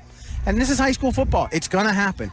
And for Port Jervis, that's tough. Sadly, I think Cruz is also coming to the sidelines, and he may have injured his shoulder on that play as well, or his lower leg. He's to the sidelines now. So he might have extended himself and gave himself a cramp, and that might be the reason why he dropped the ball. Yeah, left leg cramp for Cruz. Well, can you imagine the time the coaches are going to spend in film work with missed opportunities, both sides of the ball, in practice this week? So Port will kick it away from their own 37. Nico Rodriguez is back into the game to punt it. It's a high snap that goes over his head. Rodriguez is able to corral it and kick it, though. It's a spiraling line drive that takes a tremendous Raider roll inside of the Pleasantville 30 to the 26-yard line. Holy cow, you talk about turning lemons into lemonade. Nico Rodriguez just bailed out the Port Jervis defense. Kevin, radio's all about the audio, not the visual. That play right there, visually, I think, probably best represents the type of football game we've seen today. Maybe not the most glamorous game, but the game that has been full of intense plays and opportunity, and that definitely was it, as Nico salvages what was a nightmare beginning for him, and he punts a beautiful spiral, like he threw it. Yeah, that was like a pass. So Pleasantville takes over at their own 26-yard line ahead 6-0. They go again with that 2-back set, 3 receivers. Or actually, right now, they got 2 receivers and 2 tights. They're going to hand it off to Halesworth. He's going to be brought down. No, they had him, and he gets past them. Now Costello And the linebacking crew, Cooper Hosan has to step up and help Ryan Costello bring down Halesworth. He's doing a good job getting past that defensive line for Port Jervis, and it'll be second down and long to go here for the Panthers. And Isaac Catano for Port Jervis to the sidelines a little bit gingerly as well. And I think that the conditioning factor of some of these players and the fact that they've been on the field so much. It's getting hot, too. It feels hotter than it is. It's temperatures in the 70s, but I think it might be and Jamie Hong, to 80. Jamie Hong out there now for Port Jervis. Pickup of about 3 on the play. Says it's 73. It feels warmer than that out on the field. Second down, 8 to go for the Panthers. Handoff Halesworth again, and this time he's going to be ridden down by Gabriel Parker and company. And I don't know, Pleasantville seems kind of content to run the ball. Tell you what, Parker is having himself quite a football game in that defensive outside position for him. Nice hit on that play at the line of scrimmage. We're going to give him a loss on that play. We'll give him a 0. Ball being marked at the 20. It's about the 26? 27 We'll now. give him the 27. So a loss on the play.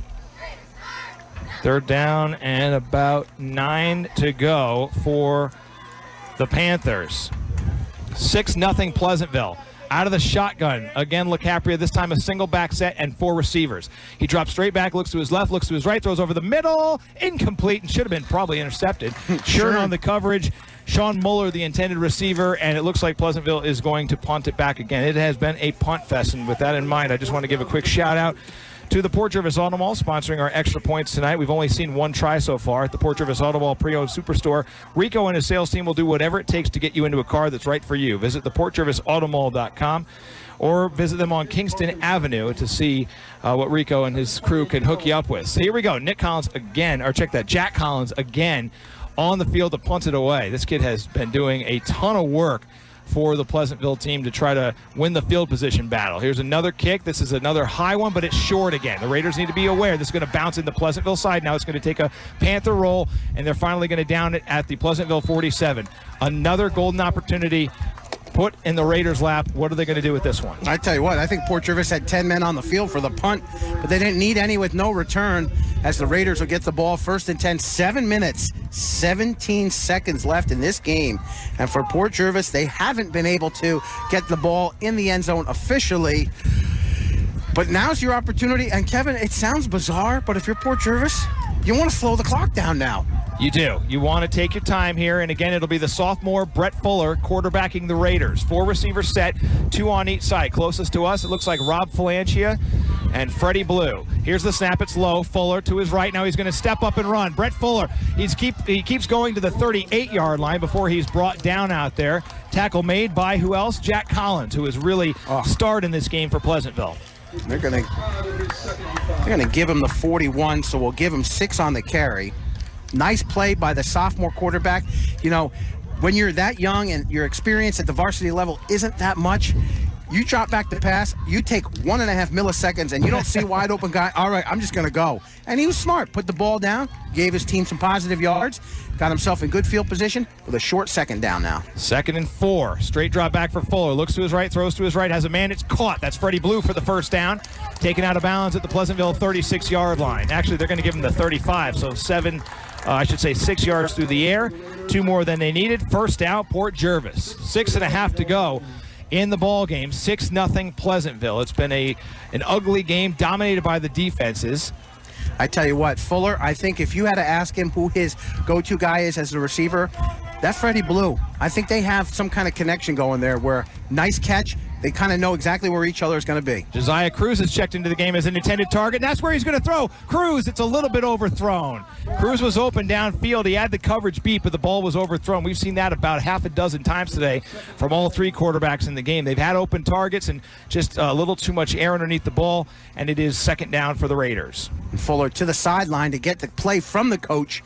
And that's smart. You know, get Fuller to the sideline. The coach can give him the play. He can also give him a word of encouragement. Hey, listen, man, take a deep breath, use poise, be smart. You know, don't be afraid to check off and look at your second guy.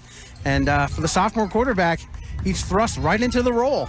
And a huge opportunity for him here. Down 6-0, 6:26 to go in the ball game. trying to get the Raiders on the board for the first time today. Out of the shotgun goes Fuller, single back to his left. Hard count, and the ball's on the ground. Fuller picks it up, and he's still going. Fuller to the 20. To the 30-yard line. I got a little over eager on that one. And I'll tell you what, Brett did a good job there. Low snap, able to make something out of nothing. You know, everybody you could collectively hear the sigh on the crowd here. And Fuller says, "Yeah, I'll just pick up the ball. I'll get what I can off of it." And he got some nice yards. So he moved the ball up to the 29. They'll give him 6 on the carry. Oh, we'll take it. 3rd and 4. Here we go. Inside of 6 minutes to play. Fuller out of the shotgun. Rolling to his right. Nowhere to go. And he's brought down. He tried to get rid of it as he was being taken down. They're going to say his knee went down before he threw the football, though, so it'll be down at the 35. Fuller will lose 5, and it'll be 4th and 9 in a strange spot on the field. When Port was in this position before, they punted, but Fuller's coming back out onto the field for this 4th down play. You know why? Because there's 5 minutes and 20 seconds left in this game. For Port Jervis, they need to get another first down here. There's no opportunity to punt the ball. There's no chance. There's no thought that you may get the ball back if you punt the ball away. Although Port's defense has shut down Pleasantville in the second half. But for the Raiders now, the center snap to the quarterback has been very deliberate. They need to speed that up a little bit. 4th down play for Port. Fuller takes the snap. Looks down the middle of the field. He's got Freddie Blue open. Freddie Blue is tackled short of the stick, though. The Raiders will give it back to Pleasantville. They needed 10. They got about 9. A nice pass and catch, but Blue couldn't do anything after first contact. Matt May, who scored the game's only touchdown, comes up with a big hit for the Pleasantville defense. And that just comes from, youthfulness. You got a sophomore quarterback. Freddie Blue, the receiver, needs to know that he has to get past that first down marker before he makes that catch. And in that situation, the defense put too much pressure on him, so he had to take 1 step back. That's where the pass was caught, and that's where he was tackled. So it'll be first and 10 now for Pleasantville, deep in their own territory. The last drive for the Panthers started at their own 26. This one does too. Our 4th quarter is sponsored by IF Ritalik Insurance Agency. Whether you need insurance help for your home, auto, or business, Yolonka has you covered. We're proud to have IF Ritalik sponsor us for 4 years in a row now. Visit her and her staff at 9 West Main Street. They're open Monday to Friday. Call 845-856-1112. Harrison Halesworth busts one on first down into Raider territory. He's still going, and he's finally brought down at the Port Jervis 35-yard line. Huge hole on the offensive line, and Halesworth, who has been kept quiet all day, finally breaks through for a big gain and gives the Panthers the ball at the Raider 35-yard line. That's a massive gain. That is 39? Yeah, 39. Good math 39 there, huge yards, the biggest play of the game so far. Halesworth comes to the sidelines right now as he is a little gassed, but it's a huge first down. The defense from Port Jervis knows they're kind of shaking their heads a little bit.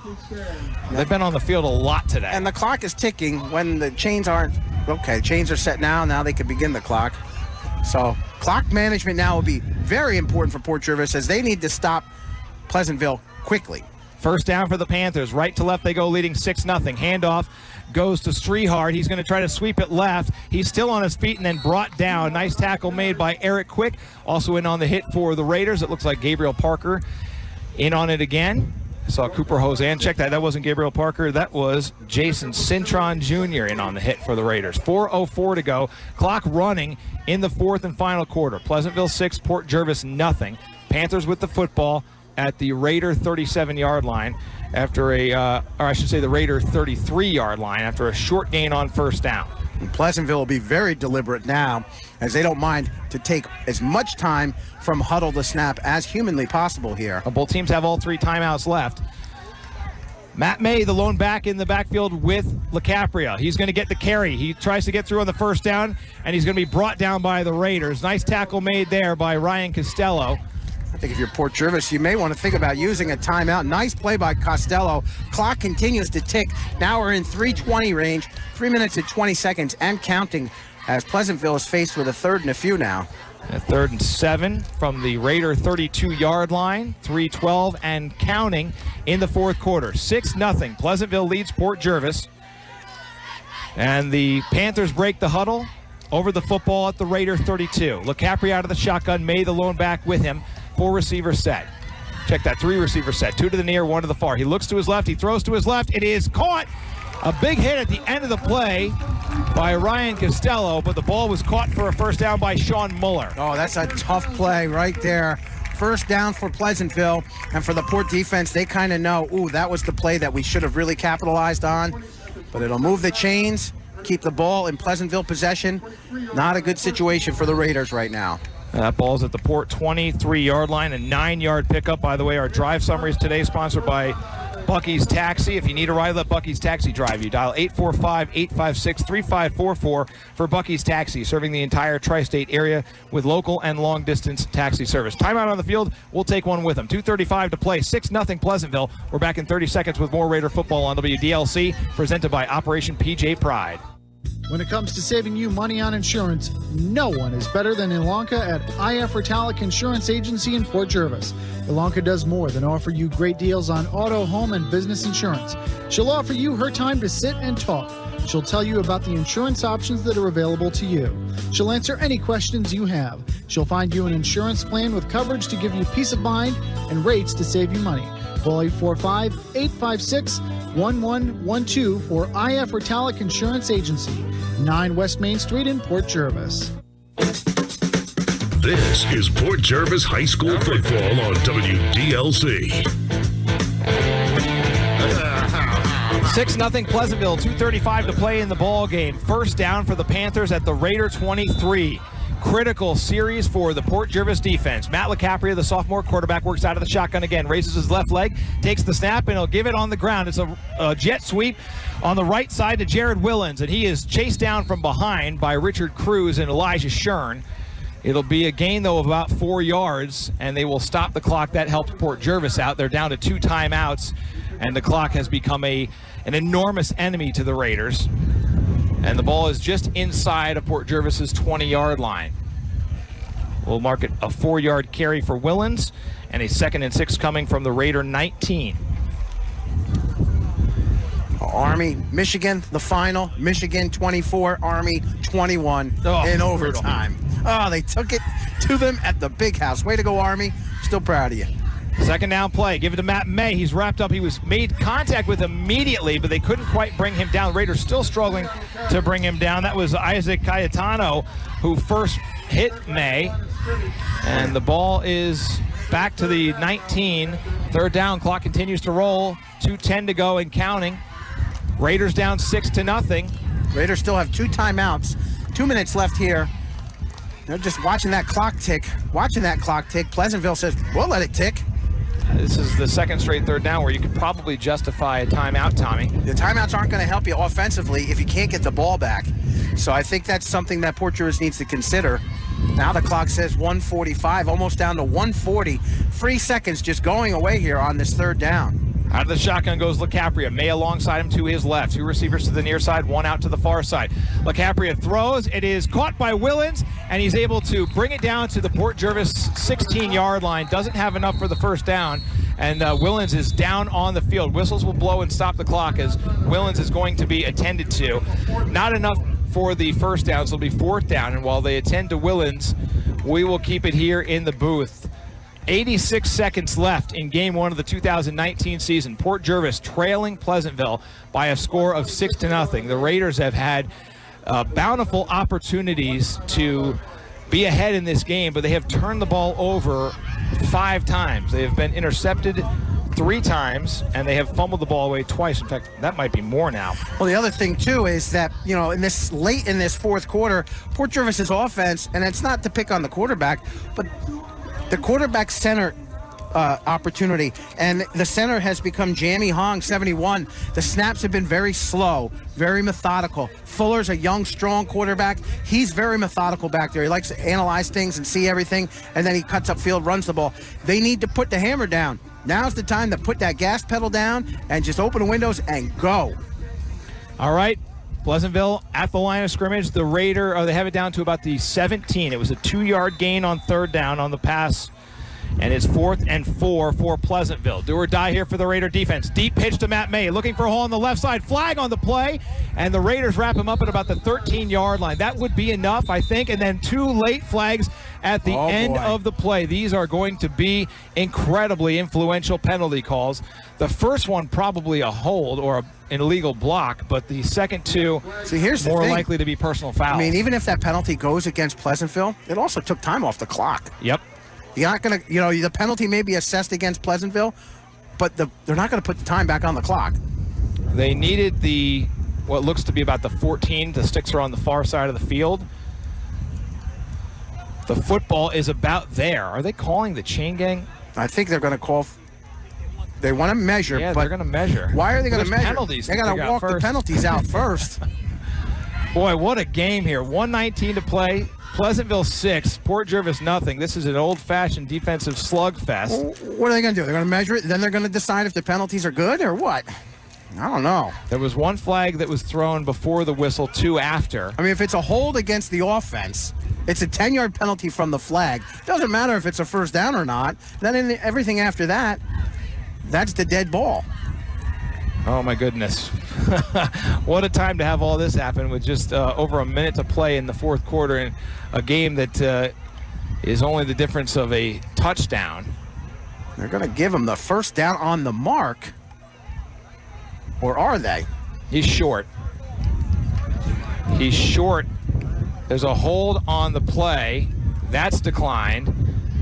And then the dead ball personal foul is against Pleasantville. So that should be 15 marked. Oh, my goodness. What a break for the Raiders. So not only do they turn Pleasantville over on downs, they're going to get 15 extra on a personal foul. Boy, Tommy, I mean, how many more opportunities can you have? They've been giving them all game. They haven't taken advantage of any of them, and this looks to be probably the last one with 1:19 to play. Port's got to make something happen here. What a wild turn of events here. So Port's going to get the ball. Let's see, the ball was marked at the 14-yard line. Yeah, it was at the 14, so you figure where they can march the 15 off from there. 29. So it'll be first down for Port Jervis at their own 29-yard line. So they need 71 yards here and the extra point. That's exactly where they put it. 1st and 10 Raiders here with 1:19 to go in the first quarter. Port with the football at their own 29-yard line. 71 yards in front of them to try to get this thing even. They trail Pleasantville 6-0. Well, the chain says 29, almost 30. The football says 28. Oh, my. What a game. What a game to start the 2019 season. Both defenses have been outstanding today. Fuller, the sophomore, is the quarterback. 2 receivers to the near side, Cruz and Falantia. Fuller looks to his left. He's going to throw. He's got a man, Rodriguez, across the 30. Skips a tackle, and he's ripped down at the 32-yard line. A short gain on first down, about 3. Gotta move here. Gotta move. And we're going 2nd and 7. Port's got to pick up the pace here. They're going to put that ball all the way at the 34-yard line, so we'll give them 5. Second and a long 6. How about that? We'll split it in the middle. Fuller out of the shotgun. Takes the snap. There's motion. Not called. I cannot believe they did not throw a penalty, and they complete the pass to Elijah Shuren on the far sideline. I think he's was he a yard shy of the stick, or are they going to move these things? They have it at the 39. That should be good for the first down. But they're not moving the sticks. Well, they got to bring a measure out now. Oh, my God. Did you see that? Or are they going to call the phantom flag for the motion? If that happens, that'll be a first for me here today. This is a close, tense game. Oh, boy. This could make it a lot more tense. This could be one of the most... 46 seconds remain in this game. This could be very awkward. They're going to call it an illegal shift against Port Jervis with no flag that was on the field because... I don't know. Oh, that is terrible. Wow. Holy cow. Just when you thought you'd seen it all. So I mean, it was a legit penalty. It was. Port moved before the snap. It's happened multiple times on both sides of the ball today. So the ball should be at the 24-yard... should be at... Well, check that, yeah. Should be at the 20... Oh, boy, that hurts. That's at the 28. So it's a net loss ultimately of 1. Okay. So it's 2nd and 11 for Port Jervis. I don't know why it's there. What on earth is going on? Straight drop back for Fuller. Rolls to his right. He's flushed out. Now he goes to his left. He throws. He's got Freddie Blue complete to the far sideline. Blue gets out of bounds just shy of midfield and will stop the clock. Oh, they ran off about 2 seconds there extra after Blue was out of bounds. No surprise. They're going to stop. They're going to put Port Jervis at the 47-yard line. They say that's where Freddie Blue stepped out. First down, Raiders. 36 seconds and a timeout to go for Port. 19 on the reception for Freddie Blue. Blue. A brutal spot too. I got to tell you, Jamie Young, 71, is in at the center spot, and that center to quarterback snap has been so slow that it's given this defense a half a step up on the receivers, and I got to give Fuller credit for threading the needle. 4 receivers set. Fuller to his right. He's in trouble. He's going to get the pass off to Rodriguez. No, it's incomplete. It's incomplete. Rodriguez can't catch it. Tons of activity after the snap, or after the whistle, I should say, but no flags thrown. 29 seconds to go. Port has a timeout, facing a third down. The ball is at the Raider 47-yard line. My goodness. 6-0 Pleasantville, closing seconds of the fourth quarter. Broadcast coming your way on WDLC Port Jervis. Alongside Tom Faggione, I'm Kevin Halpenny. Andy Morales is in our studios. It has been a wild one here in Westchester County. As wild as you can get for a 6-0 game. Fuller out of the shotgun on second down. Takes the snap, throws it right away. It's almost intercepted. It was intended for Elijah Shern. He never even looked back for it. Brendan McDermott looked like he had it on his hands, but he didn't reel it in. And now Definitely. It's third down. That type of play has summed up what this game seems to have been like for most of it. It's been opportunities just not taken advantage of by both teams. But Port Jervis, 26 seconds left, third and a whole bunch right now. They're still in this game. They just got to make something happen. Wow. The crowd is all you could just feel the tension here in the crowd right now.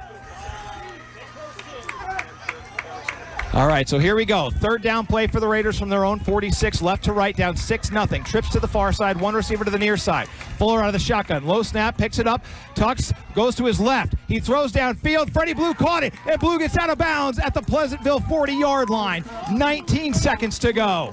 Don't go anywhere, folks. This is going to be an insane finish here in Pleasantville. It's 6-0 Panthers, but the Raiders have a first down at the Pleasantville 40-yard line. They have a timeout and 19 seconds. That is not much, but could it be enough? I told you that something about Fuller and Freddie Blue. They have a connection on the field. They kind of know where each other is, and that's been the go-to guy so far here on this last drive. Two big receptions. First and 10 Raiders. Fuller out of the shotgun. Straight drop back. Good protection. Rolls to his left. Looks downfield. Heaves downfield. He wants Freddie Blue, and he caught it. Touchdown Raiders!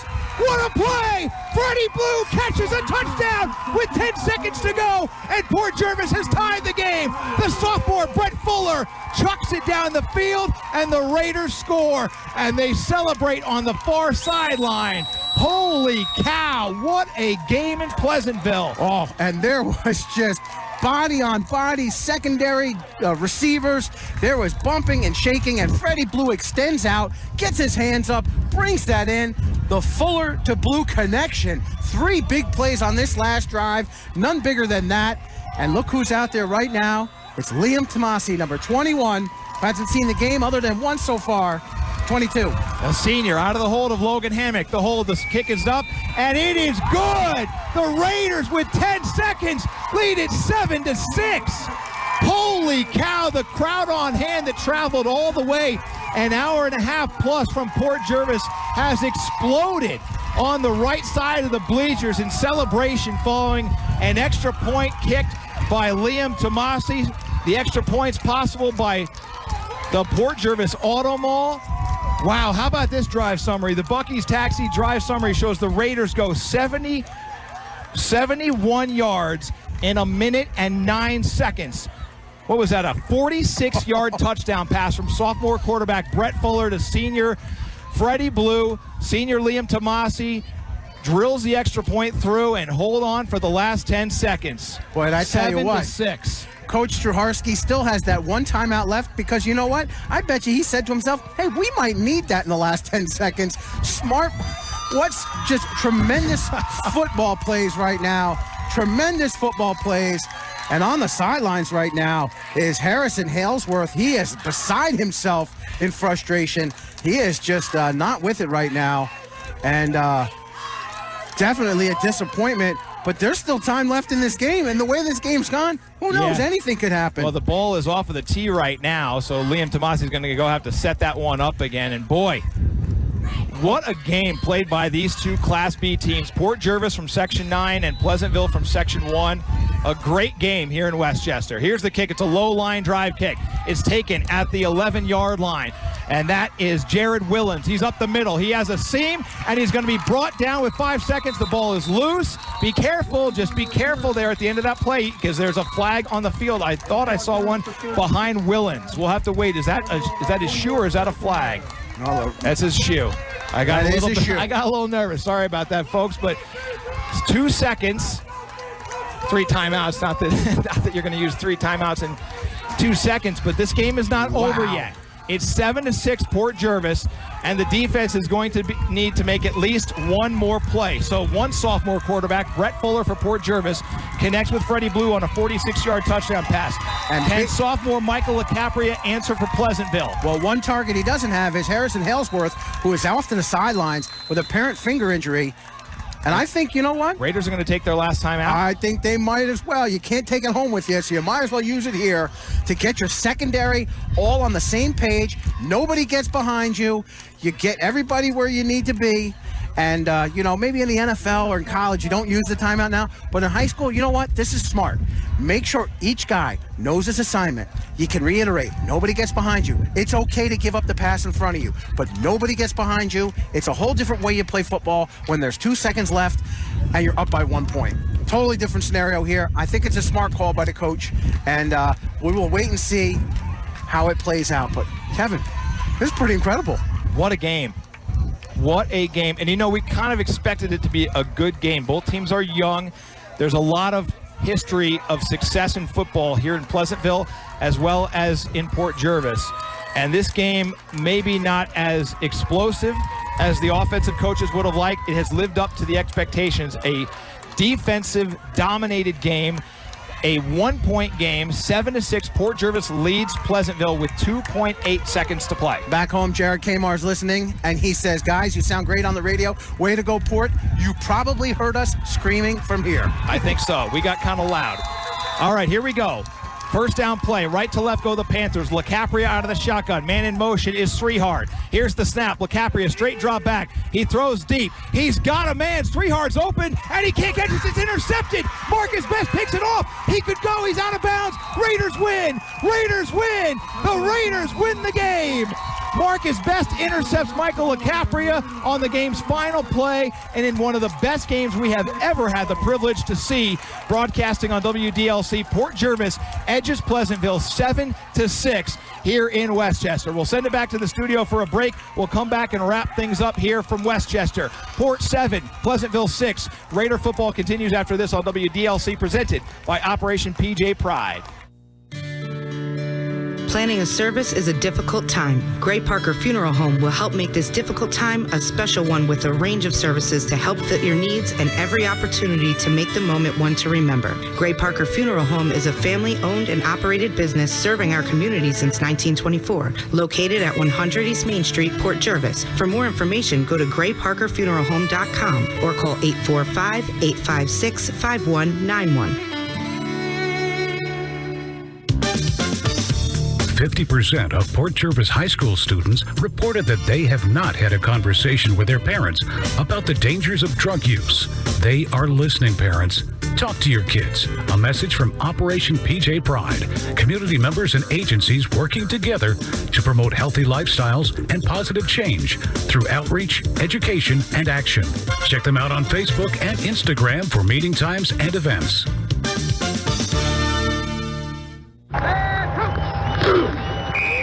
As the focus on concussions in the sports world is growing, a need is present in the community served by Bon Secours Community Hospital for appropriate concussion education, prevention, diagnosis, and management. Bon Secours Community Hospital answers the call with the most advanced concussion management program and diagnostic software in the area. Visit myconcussion.com for more information on concussions or to make an appointment with the concussion specialist at Bon Secours. Play it safe and visit myconcussion.com.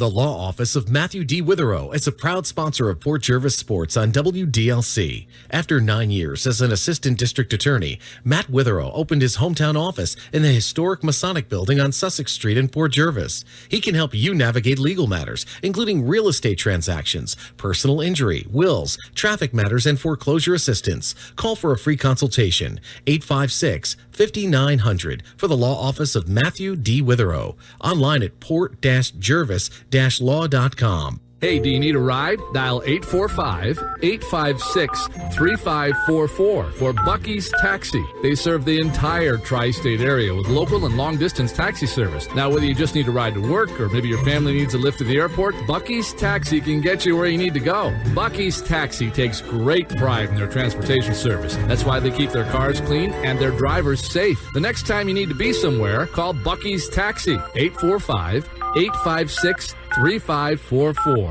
Selling your home? Go west. Orange West. If you're serious, you wanna get it done. We're selling your home with #1. Orange West. We do it faster at Orange West. It's the formula for your success. It's dedication in what we do.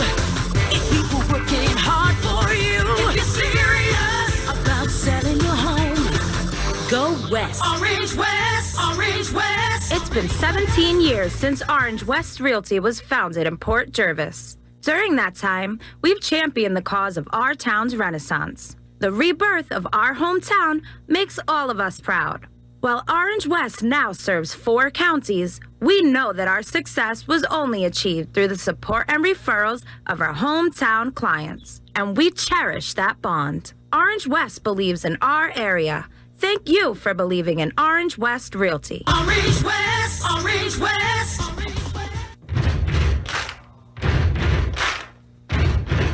This is Port Jervis High School football on WDLC.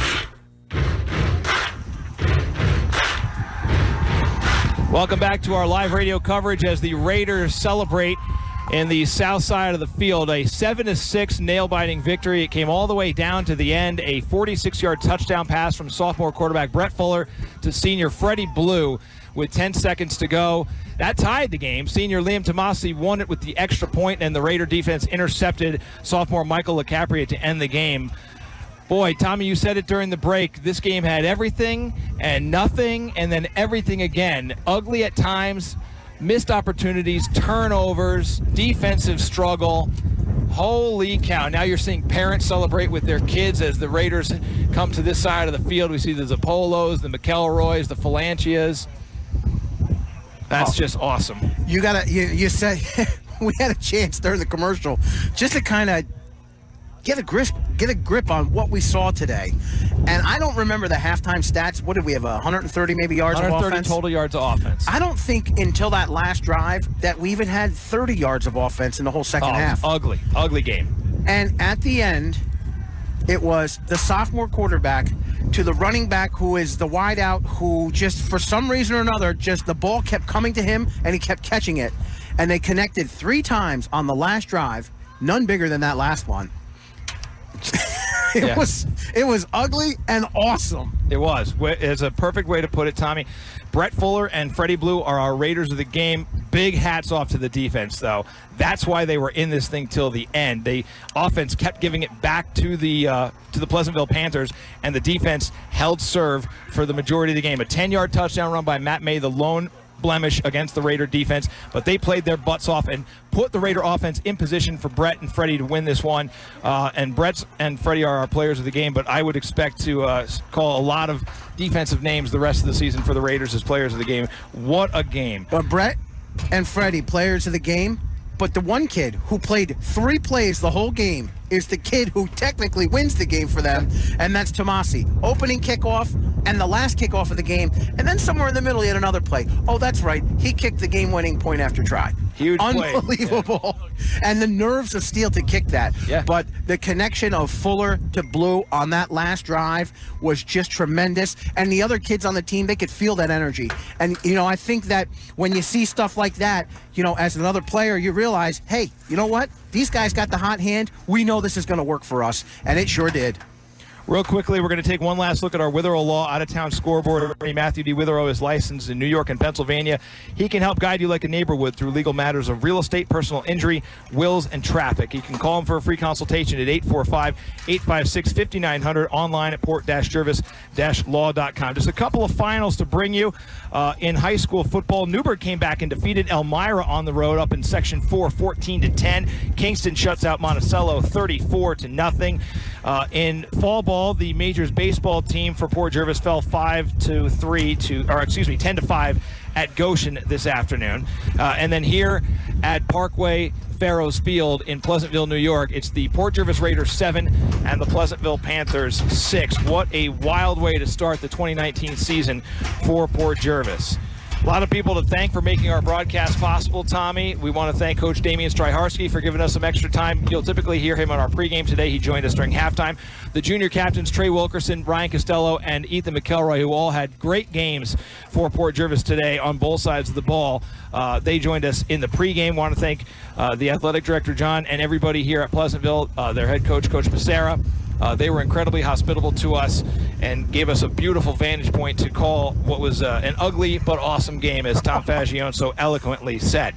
Big shout out to Andy Morales back at the WDLC studios for doing everything on his end to make this thing work so well, and everybody at the radio station, from the ownership to the sales department to the production and engineering staff. Before we go on the air, a lot has to happen to make this possible, and we wouldn't be here without their support. So thank you to everybody at Neversink Media Group and WDLC for your part in making this happen. And of course, we're not here without the support of the local business community. We mentioned before the sponsors for the Red and Black Touchdown Club, the PJYFL, Yetter Insurance, Little Pediatrics, M&T Bank, Laurel Grove, Port Jervis Bowl, Gray Parker, Jimmy Henry, the Port Jervis Auto Mall, Major League Maintenance and Landscaping, Tri-State Drywall, Wash on Wheels, and some of those are our sponsors as well. Attorney Matthew D. Witherell provided the pregame breakfast. We're here thanks to the support of IF Italic Insurance, Copperworks Mechanical and Metal Threat Industries, Bucky's Taxi and the Port Jervis Auto Mall, Bon Secours Community Hospital, and Orange West Realty make this happen. Gray Parker Funeral Home and Little Pediatrics, attorneys David Bavoso and Glenn Plotsky, and it's all in Masters Pest Control. And then, of course, our title sponsor, Operation PJ Pride. So if you appreciate our coverage of Port Jervis High School football, make sure you thank those folks who make it possible here on the radio. It's not without their support that we are able to come and do this. We will be on the air again this coming Friday, September the 13th. Friday the 13th, we will go to West Point, where O'Neill will host Port Jervis. They typically play in Highland Falls on their campus, but their football facility is under construction, so they're playing at the U.S. Military Academy Prep Schools field. And if it's anything like the pictures on the website, it is going to be a fantastic venue to watch a football game. Kevin, this was as we said, it was an ugly but awesome game, and the rest of the season is just nothing but full of bright optimism for Coach Stryharski. Congratulations. 1-0 is the best way to start your high school football career as a coach, and for these players, savor a victory like this, because these are the types of games that, you know what, hey, they may be ugly, but you got the W. Time to work, get it together, and bring it back next week as well. All right, that's going to do it for us from Westchester. For Tom Faggione and Andy Morales, I'm Kevin Halpenny saying so long. The Raiders win it 7-6.